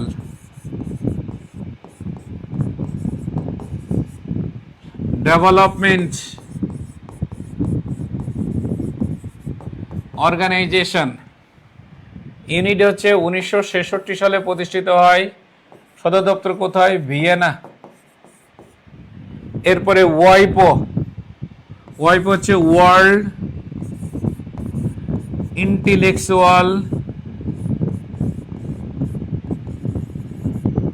property organisation. Property,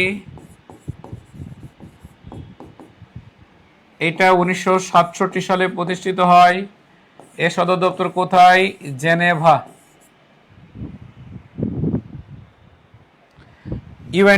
UNWTO, United Nations world tourism organisation. 1975 সাল। এটা হচ্ছে স্পেনের রাজধানী মাদ্রিদে সদর দপ্তর। ইফাদ, ইন্টারন্যাশনাল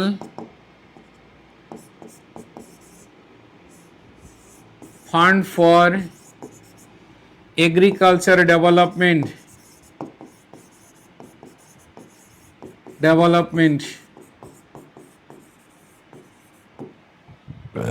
এটা 1977 সালে প্রতিষ্ঠিত হয় এবং এর সদর দপ্তর কোথায়? সদর দপ্তর হচ্ছে রোম।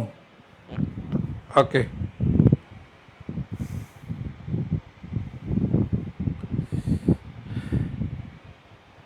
এইবার আসো, খুবই ইম্পর্টেন্ট। এইখান থেকে পরীক্ষাতে প্রশ্ন আসে, মাথায় রাখবে। সেটা হলো যে জাতিসংঘ 2015 সালে এক আলাপ আলোচনা আয়োজন শুরু করে, অর্থাৎ 2015 সালে জাতিসংঘের 70তম অধিবেশনটা অনুষ্ঠিত হয়। সে অধিবেশনে বলা হয় যে আমাদেরকে টেকসই উন্নয়ন নিশ্চিত করতে হবে। টেকসই উন্নয়ন, যার ইংরেজি কি? Sustainable development. যার ইংরেজি কি? হচ্ছে সাস্টেইনেবল ডেভেলপমেন্ট। খেয়াল করো তাহলে, এই যে টেকসই উন্নয়ন, যার ইংরেজি হচ্ছে সাস্টেইনেবল ডেভেলপমেন্ট। টেকসই উন্নয়ন বলতে আসলে কি বোঝায়, বা সাস্টেইনেবল ডেভেলপমেন্ট বলতে আসলে কি বোঝায়? পারিপার্শ্বিক কোনো কিছুর ক্ষতি সাধন না করে উন্নয়ন, যে উন্নয়নের ফলাফল ভোগ করবে বর্তমান প্রজন্ম এবং আগামী প্রজন্মের জন্য সংরক্ষণ থাকবে, এমন যে উন্নয়ন, সেই উন্নয়নকে বলা হয় কি? টেকসই উন্নয়ন। 2015 সালে আলোচনা হলো এবং 17টি গোলকে সামনে রেখে, 169টি সুনির্দিষ্ট টার্গেটকে সামনে রেখে 15 বছর মেয়াদী 1 জানুয়ারি 2016 সাল থেকে 31 ডিসেম্বর 2030 সাল পর্যন্ত যে উন্নয়ন লক্ষ্যমাত্রা নির্ধারণ করলো, এটাকে বলা হচ্ছে এসডিজিএস। এসডিজি না কিন্তু, এসডিজিএস। এসডিজিএসটা কি? Sustainable development goals. Sustainable development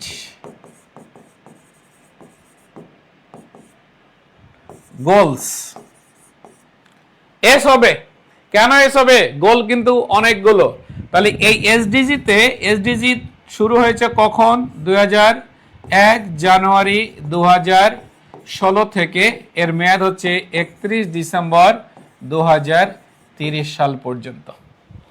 এসডিজিতে total লক্ষ্যমাত্রা আছে কয়টি? 17টি। আর সহযোগী লক্ষ্যমাত্রা রয়েছে কয়টি? সহযোগী লক্ষ্যমাত্রা রয়েছে 169টি। 100 কয়টি? 169টি সহযোগী লক্ষ্যমাত্রা রয়েছে। এবং এই এসডিজির অপর নাম হচ্ছে এজেন্ডা 2030। তাহলে এই এজেন্ডা 2030 তোমরা খেয়াল করবে, এই যে চার্টটা এখানে আছে, চার্ট খেয়াল করবে, এই যে চার্টটা আছে এখানে কোন গোলে কোন কথা বলা আছে এগুলো তোমরা পড়ে নিবে। যেমন গোল নাম্বার 1-এ কি বলা আছে? গোল নম্বর 1-এ বলা আছে দারিদ্র বিমোচনের কথা বলা আছে। 2 নম্বর কি বলা আছে? ক্ষুধা মুক্তি। 3 নম্বরে কি বলা আছে? সুস্বাস্থ্যের কথা বলা আছে। 4 নম্বরে মানসম্মত শিক্ষা। 5 নম্বরে লিঙ্গ সমতা। মাথায় রাখবে এইখান থেকে যেগুলো সবচেয়ে বেশি ইম্পর্টেন্ট সেগুলো আমি একটু তোমাদেরকে দাগিয়ে দিই, যেগুলো পরীক্ষাতে আসা মতো, যার মধ্যে একটা হচ্ছে 1 number, 2 number, 3 number, 4 number, 5 number. এরপরে হচ্ছে 13 নাম্বার, এরপরে হচ্ছে তোমার 16, 17। এই যে গোলগুলো আছে এই গোলগুলো তোমরা মুখস্থ করবে, কোন গোলে কোন কথা বলা আছে এটা তোমরা মুখস্থ করবে। এরপরে স্লাইডে আমরা চলে যাব, যে দেখো এসডিজি তে দেখো, খেয়াল করো এসডিজির পূর্ণরূপ কি।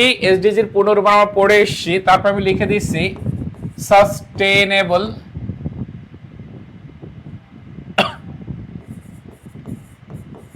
Development goals. এসডিজি জাতিসংঘ সাধারণ সম্মেলনে গৃহীত হয় কখন? 2015 সালে গৃহীত হয়। এটা এসডিজি, হ্যাঁ এটা হবে এসডিজি। জাতিসংঘের কততম অধিবেশনে গৃহীত হয়? 70তম অধিবেশনে গৃহীত হয়। টেকসই উন্নয়নের লক্ষ্যমাত্রা অর্জনের সময়কাল 2016 থেকে 2030। খুবই ইম্পর্টেন্ট।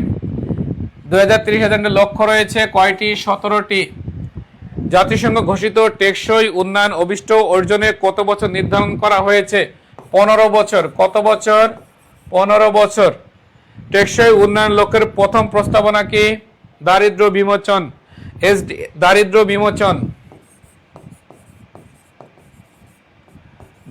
বিমোচন। এরপরে এসডিজির কোন লক্ষ্যটি জেন্ডার সম্পর্কিত? এসডিজির কোন লক্ষ্যটি জেন্ডার সম্পর্কিত? এটা হচ্ছে 4 নাম্বার। টেকসই উন্নয়ন লক্ষ্যে যে মানসম্মত শিক্ষা নিয়ে নিবিড়ভাবে আলোচনা করে, কত নাম্বার? 5 নাম্বার। খুবই ইম্পর্টেন্ট। এরপরে আসো, শান্তিতে নোবেলজয়ী জাতিসংঘের সংস্থা সমূহ।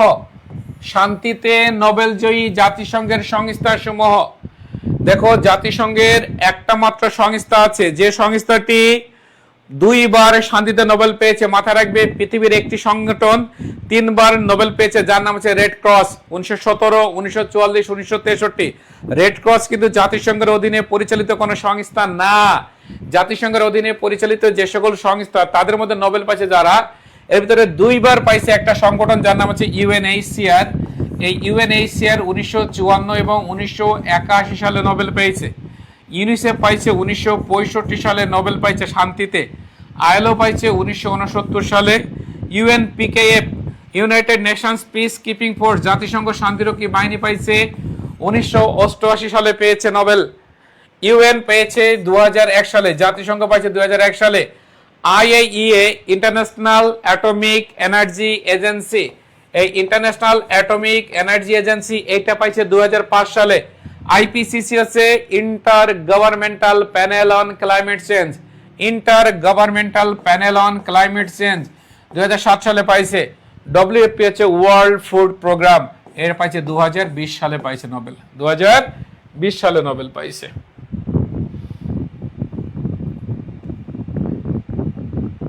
এরপরে আসো, আগামীকাল তোমাদের ক্লাস হবে সন্ধ্যা 7:15 এবং এই ক্লাসটা হবে আন্তর্জাতিক সংস্থা 1, আর তারপরের দিন হবে আন্তর্জাতিক সংস্থা 2।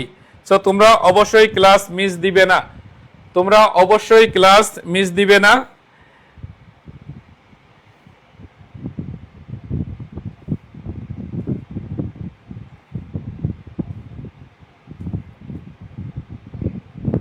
একটু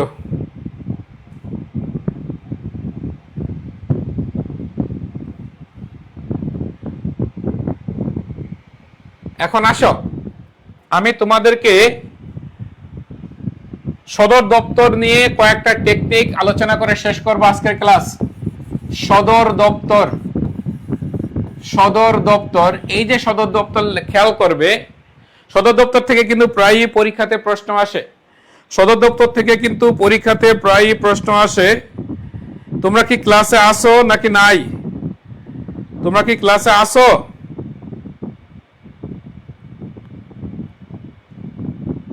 তোমরা ক্লাসে কি আসো? কথা বলো। রেড ক্রস 2 বার, কে বললো? রেড ক্রস পাইছে 3 বার ভাই, রেড ক্রস 2 বার না, রেড ক্রস 3 বার, 1917, 1944, 1963। ইউএনএইচসিআর পাইছে 2 বার, 1954, 1981। হ্যাঁ, এই যে মোহাম্মদ আতিফ আহমেদ বাবলু, তুমি বলছো রেড ক্রস 2 বার, রেড ক্রস 2 বার না, রেড ক্রস 3 বার পাইছে। ওকে,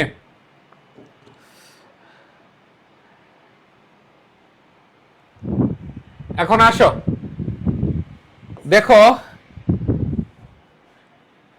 সদর দপ্তর, খেয়াল রাখবে যে সকল সংস্থার প্রথম অক্ষর ডব্লিউ এবং শেষ অক্ষর ও, তাদের সদর দপ্তর জেনেভা, তাদের সদর দপ্তর জেনেভা। মাথায় রাখবে সদর দপ্তর থেকে কিন্তু পরীক্ষাতে প্রশ্ন আসে, তোমরা এই টেকনিকগুলো জেনে রাখো, তাহলে দেখবে যে তোমরা পরীক্ষাতে সদর দপ্তর থেকে প্রশ্ন আসলে তোমরা কিন্তু কমন পেয়ে যাবে। কি বলেছি? যে সকল সংস্থার প্রথম অক্ষর ডব্লিউ এবং শেষ অক্ষর ও, তাদের সদর দপ্তর কোথায়? জেনেভা। তাহলে দেখো ডব্লিউটিও, ডব্লিউএইচও, ডব্লিউএমও, ডব্লিউআইপিও, এই যে সংস্থাগুলো আছে দেখো প্রত্যেকেরই প্রথম অক্ষর কি? ডব্লিউ এবং শেষ অক্ষর কি? ও। তাহলে আমি কি বললাম? ডব্লিউ দিয়ে শুরু হবে, ও দিয়ে শেষ হবে, এরকম সংস্থা দেখলেই আমরা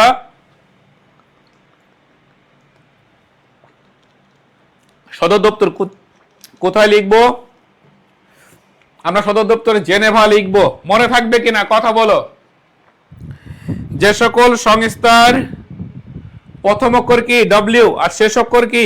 ও, তাহলে তাদের সদর দপ্তর কোথায় হবে? জেনেভা। দেখো ডব্লিউটিও প্রথম অক্ষর ডব্লিউ, শেষ অক্ষর ও, ডব্লিউএইচও, ডব্লিউএমও, ডব্লিউআইপিও।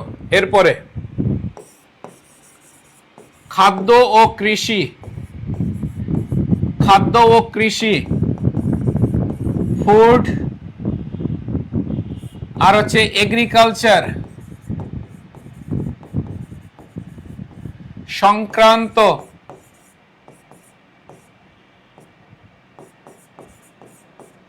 সংস্থার সদর দপ্তর কোথায়? রোম। তাহলে দেখো যে সংগঠনটি খাদ্য নিয়ে কাজ করে বা কৃষি নিয়ে কাজ করে, যার পূর্ণরূপের মধ্যে আমরা ফুড পাবো বা এগ্রিকালচার পাবো, ফুড বা এগ্রিকালচার থাকলেই তার সদর দপ্তর আমরা কোথায় লিখবো? তার সদর দপ্তর আমরা রোম লিখবো। তাহলে দেখো ফাও, FAO, ফাও, ফুড অ্যান্ড এগ্রিকালচার অর্গানাইজেশন। কোন সংস্থার পূর্ণরূপের মধ্যে যদি ফুড পাই বা এগ্রিকালচার পাই, তার সদর দপ্তর আমরা কোথায় লিখবো? রোমে লিখবো। তাহলে দেখো এখানে আছে কি? FAO, Food and Agriculture Organization, WFP, World Food Programme. দেখো এই ফুড কিন্তু এখানে আছে, তাহলে কোথায় হবে? রোম। আর একটা দেখো ইফাদ, ইফাদ হচ্ছে international fund for agriculture development, international fund for agriculture development, agriculture আছে। তাহলে দেখো এখানে ফুড এগ্রিকালচার দুটাই আছে, এখানে ফুড আছে, এখানে এগ্রিকালচার আছে। তাহলে কি বললাম? যে সংগঠনটি খাদ্য বা কৃষি নিয়ে কাজ করে, অর্থাৎ যার পূর্ণরূপের মধ্যে আমি ফুড পাবো বা এগ্রিকালচার পাবো, তার সদর দপ্তর কোথায় লিখবো? আমি লিখবো হচ্ছে ইতালির রাজধানী রোমে লিখবো, ইতালির রাজধানী রোমে লিখবো। তোমাদের কি ক্লাস খারাপ লাগতেছে সেটা বলো।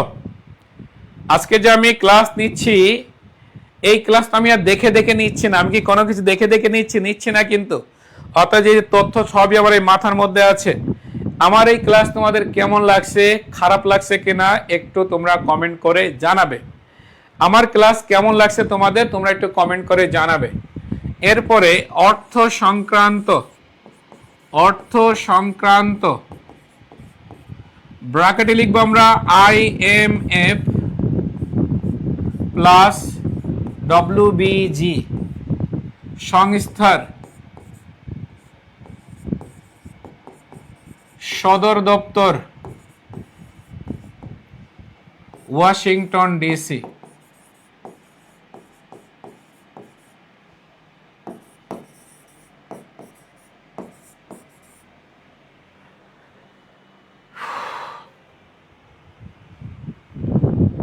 আমার এই ক্লাস খারাপ লাগছে কার কার, তারা কমেন্ট করবে। ভাইয়া লিখে পড়াচ্ছেন, আরো ভালো লাগছে। আচ্ছা, ভাল লাগছে না, একজন লিখছে যে ভাল কি ইবনাত ইবনাত সাপিয়া দেলোয়া, তিনি বলছেন যে না, মানে কি, মানে ক্লাস কি ভাল লাগছে না খারাপ লাগছে সেটা। আচ্ছা, আফিয়া আলহামদুলিল্লাহ। স্যার আপনার ফেসবুক পেজের নামটা বলেন। পরে পরে বলবো। স্যার আপনার ফেসবুক পেজের নামটা বলেন। আমার ওইরকম পার্সোনাল তেমন কিছু নাই। হ্যাঁ ভাইয়া লিখে পড়াচ্ছেন, আরো ভালো লাগছে। লিখে পড়াইতে আমার ভাল লাগে, হ্যাঁ লিখে পড়াতে ভাল লাগে। এবার খেয়াল করো, অর্থ সংক্রান্ত ব্র্যাকেটে কিন্তু আমি লিখে দিয়েছি IMF এবং WBG। আমি যদি বলি এভাবে যে অর্থ সংক্রান্ত সংস্থা সদর দপ্তর ওয়াশিংটন ডিসি, তাহলে কিন্তু ভুল হবে। কেন ভুল হবে? দেখো, ADB এশিয়ান ডেভেলপমেন্ট ব্যাংক, এও কিন্তু অর্থ নিয়ে কাজ করে। IDB ইসলামিক ডেভেলপমেন্ট ব্যাংক, তাদের কিন্তু ওয়াশিংটন ডিসিতে অবস্থিত না। টোটাল 6টি সংগঠন অর্থ নিয়ে যারা কাজ করে, তাদের মধ্যে 6টি সংগঠন।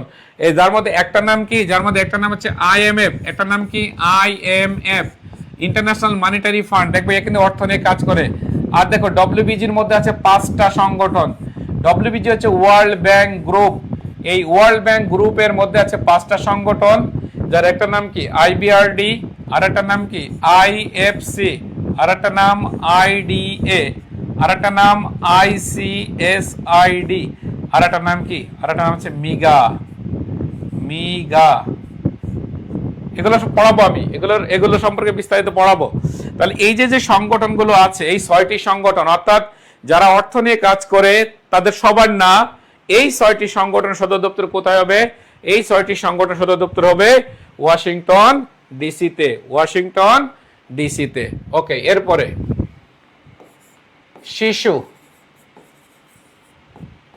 শিশুদেরকে নিয়ে যে সংগঠন কাজ করে তার নাম কি? ইউনিসেফ। নারীদেরকে নিয়ে কাজ করে ইউনিফেম প্লাস UN ওমেন। শিশুদেরকে নিয়ে কাজ করে ইউনিসেফ, নারীদেরকে নিয়ে কাজ করে ইউনিফেম প্লাস UN ওমেন। শিশু, নারী এবং জনসংখ্যা, এই জনসংখ্যা নিয়ে কাজ করে কোনটা? জনসংখ্যা নিয়ে কাজ করে UNFPA।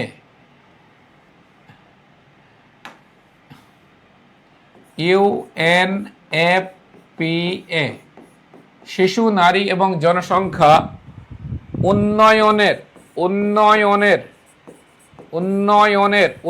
কাজ করে UNDP। সদর দপ্তর কোথায়? New York.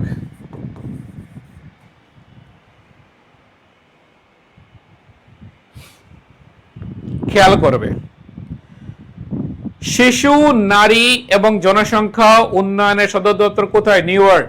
শিশুদেরকে নিয়ে কাজ করে যে সংগঠন, তার নাম কি? ইউনিসেফ। তাহলে যখন কোন একটা শিশুকে দেখব, ওই শিশুকে দেখে আমি মনে করব এই শিশুকে নিয়ে কাজ করে ইউনিসেফ। ইউনিসেফ কোথায়? নিউ ইয়র্কে। মেয়ে মানুষদেরকে নিয়ে কাজ করে, যখন কোনো মেয়ে মানুষ দেখবো তখন মনে করব এই মেয়েকে নিয়ে কাজ করে 2টি সংগঠন, যার একটা নাম কি? ইউনিফেম, আর একটা নাম কি? UN women. এটা কোথায়? নিউ ইয়র্কে। কোথাও রাস্তা তৈরি হচ্ছে, বিল্ডিং তৈরি হচ্ছে, ব্রিজ তৈরি হচ্ছে, মেট্রো রেল হচ্ছে, ফ্লাইওভার হচ্ছে, দ্যাট মিনস উন্নয়ন হচ্ছে, দ্যাট মিনস UNDP হচ্ছে। কোথায়? এটা নিউ ইয়র্কে। তাহলে শিশু দেখলে ইউনিসেফ, নিউ ইয়র্ক। মেয়ে মানুষ দেখলে UNIFEM, UN women, new York. জনসংখ্যা বৃদ্ধি নিয়ে কোনো আলোচনা হইলে, জনসংখ্যা বৃদ্ধির সুফল কুফল নিয়ে আলোচনা হলে UNFPA কোথায়? New York. আর উন্নয়ন সংক্রান্ত UNDP কোথায়? New York. আরেকটি টেকনিক, সেটা কি? সেটা হলো যে তেল। তেল নিয়ে যে সংগঠন কাজ করে তার নাম কি? তার নাম হচ্ছে অপেক। মাদক, মাদক নিয়ে যে সংগঠন কাজ করে তার নাম কি? ইউএনওডিসি। ইউএনওডিসি।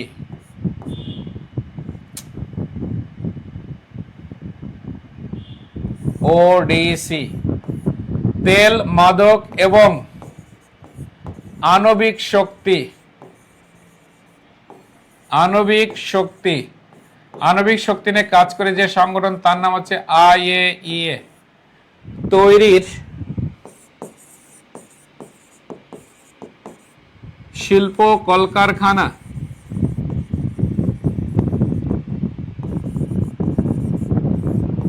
ইউনিডো। কোথায়? ভিয়েনা। তাহলে খেয়াল করো, তেল নিয়ে যে সংগঠন কাজ করে তার নাম কি? অপেক। তেল দেখলেই মনে করবো অপেক, তেলের পেট্রোল পাম্প দেখলেই মনে করবো কি? অপেক।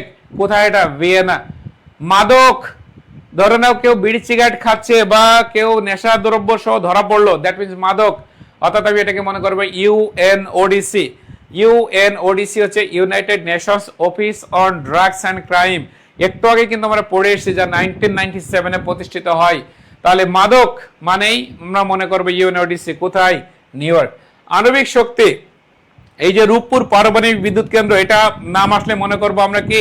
মনে করব আমরা যে রূপপুর পারমাণবিক বিদ্যুৎ কেন্দ্র নিয়ে যদি কখনো অভিযোগ ওঠে যে বাংলাদেশ পরমাণু জ্বালানিকে ব্যবহার করে বিদ্যুৎ তৈরি করছে না, বরং ইউরেনিয়াম ব্যবহার করে কি করছে? পারমাণবিক অস্ত্র তৈরি করার প্রচেষ্টা চালাচ্ছে, তখন এই রূপপুর পারমাণবিক বিদ্যুৎ কেন্দ্রে প্রবেশ করবে কোন দল?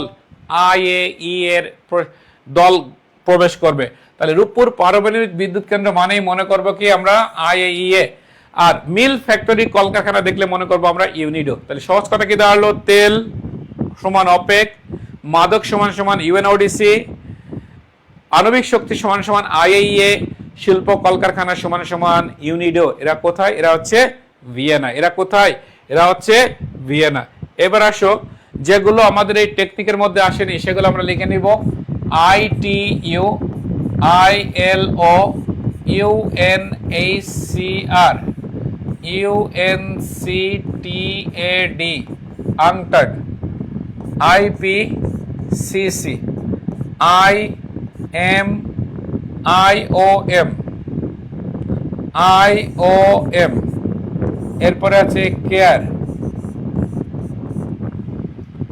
ITU, ILO, UNHCR, UNCTAD, IPCC, ILO, তারপর হচ্ছে রেড ক্রস,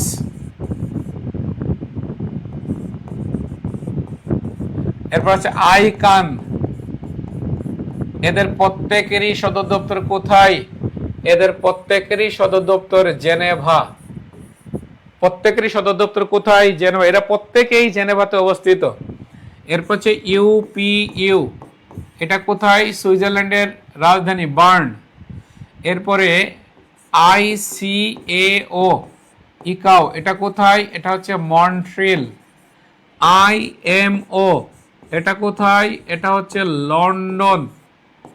এরপরে ইউএনডব্লিউটিও, এটা কোথায়? এটা হচ্ছে মাদ্রিদ। এরপরে ইউনেস্কো, এটা কোথায়? এটা হচ্ছে প্যারিস। ওকে, এখন কথা শুনবে, সেটা হলো যে আগামীকাল বিকাল 5টায় তোমাদের পরীক্ষা নেওয়া হবে। ফুল জাতিসংঘের উপরে 50 নম্বরের পরীক্ষা নেওয়া হবে। সো সবাই পড়তে থাকো। আগামীকাল তোমরা একটা অ্যাসেসমেন্ট করো যে আসলে তোমরা দুইটা ক্লাস থেকে কি শিখতে পারলা এবং তোমাদের প্রস্তুতির অবস্থাটা কি সেটা তোমরা জানতে পারবে।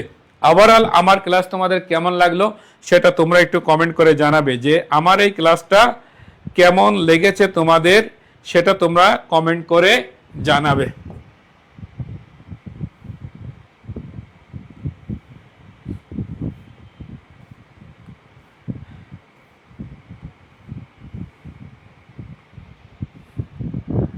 আমার ক্লাসের শিডিউলটা তোমরা দেখে নাও এবং আমার এই ক্লাস তোমাদের কেমন লাগলো সেটা তোমরা কমেন্ট করে জানাবে।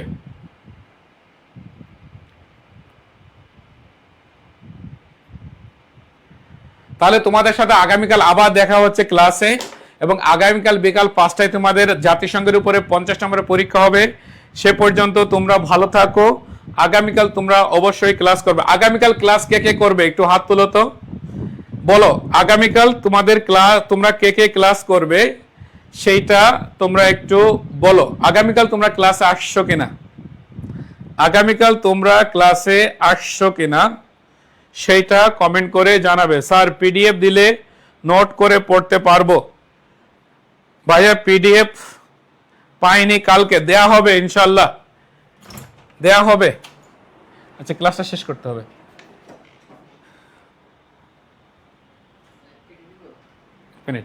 তাহলে আমার ক্লাস কি তোমাদের চলবে, মানে আমি যেভাবে ক্লাস নিচ্ছি এভাবে নিলে কি তোমাদের ক্ষুধা মেটাতে পারবো কিনা আমি, সেটা তোমরা একটু কমেন্টে জানাবে। আচ্ছা ভালো লেগেছে নাকি অনেক ভালো লেগেছে নাকি মোটামুটি লেগেছে সেটা বলবে। ভালো লেগেছে, অনেক ভালো লেগেছে নাকি মোটামুটি লেগেছে সেটা বলবে। ভালো লেগেছে, অনেক ভালো লেগেছে নাকি মোটামুটি লেগেছে সেটা একটু বলবে তোমরা।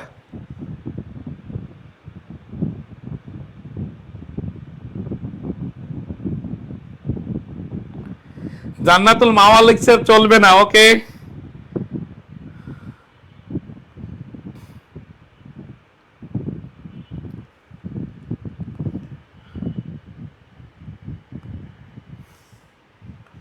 তাহলে সকলেই ভালো থাকো, আগামীকাল দেখা হচ্ছে তোমাদের সাথে ঠিক সন্ধ্যা 7টা 15 মিনিটে। আর আগামীকাল বিকাল 5টা হচ্ছে তোমাদের পরীক্ষা জাতিসংঘের উপরে।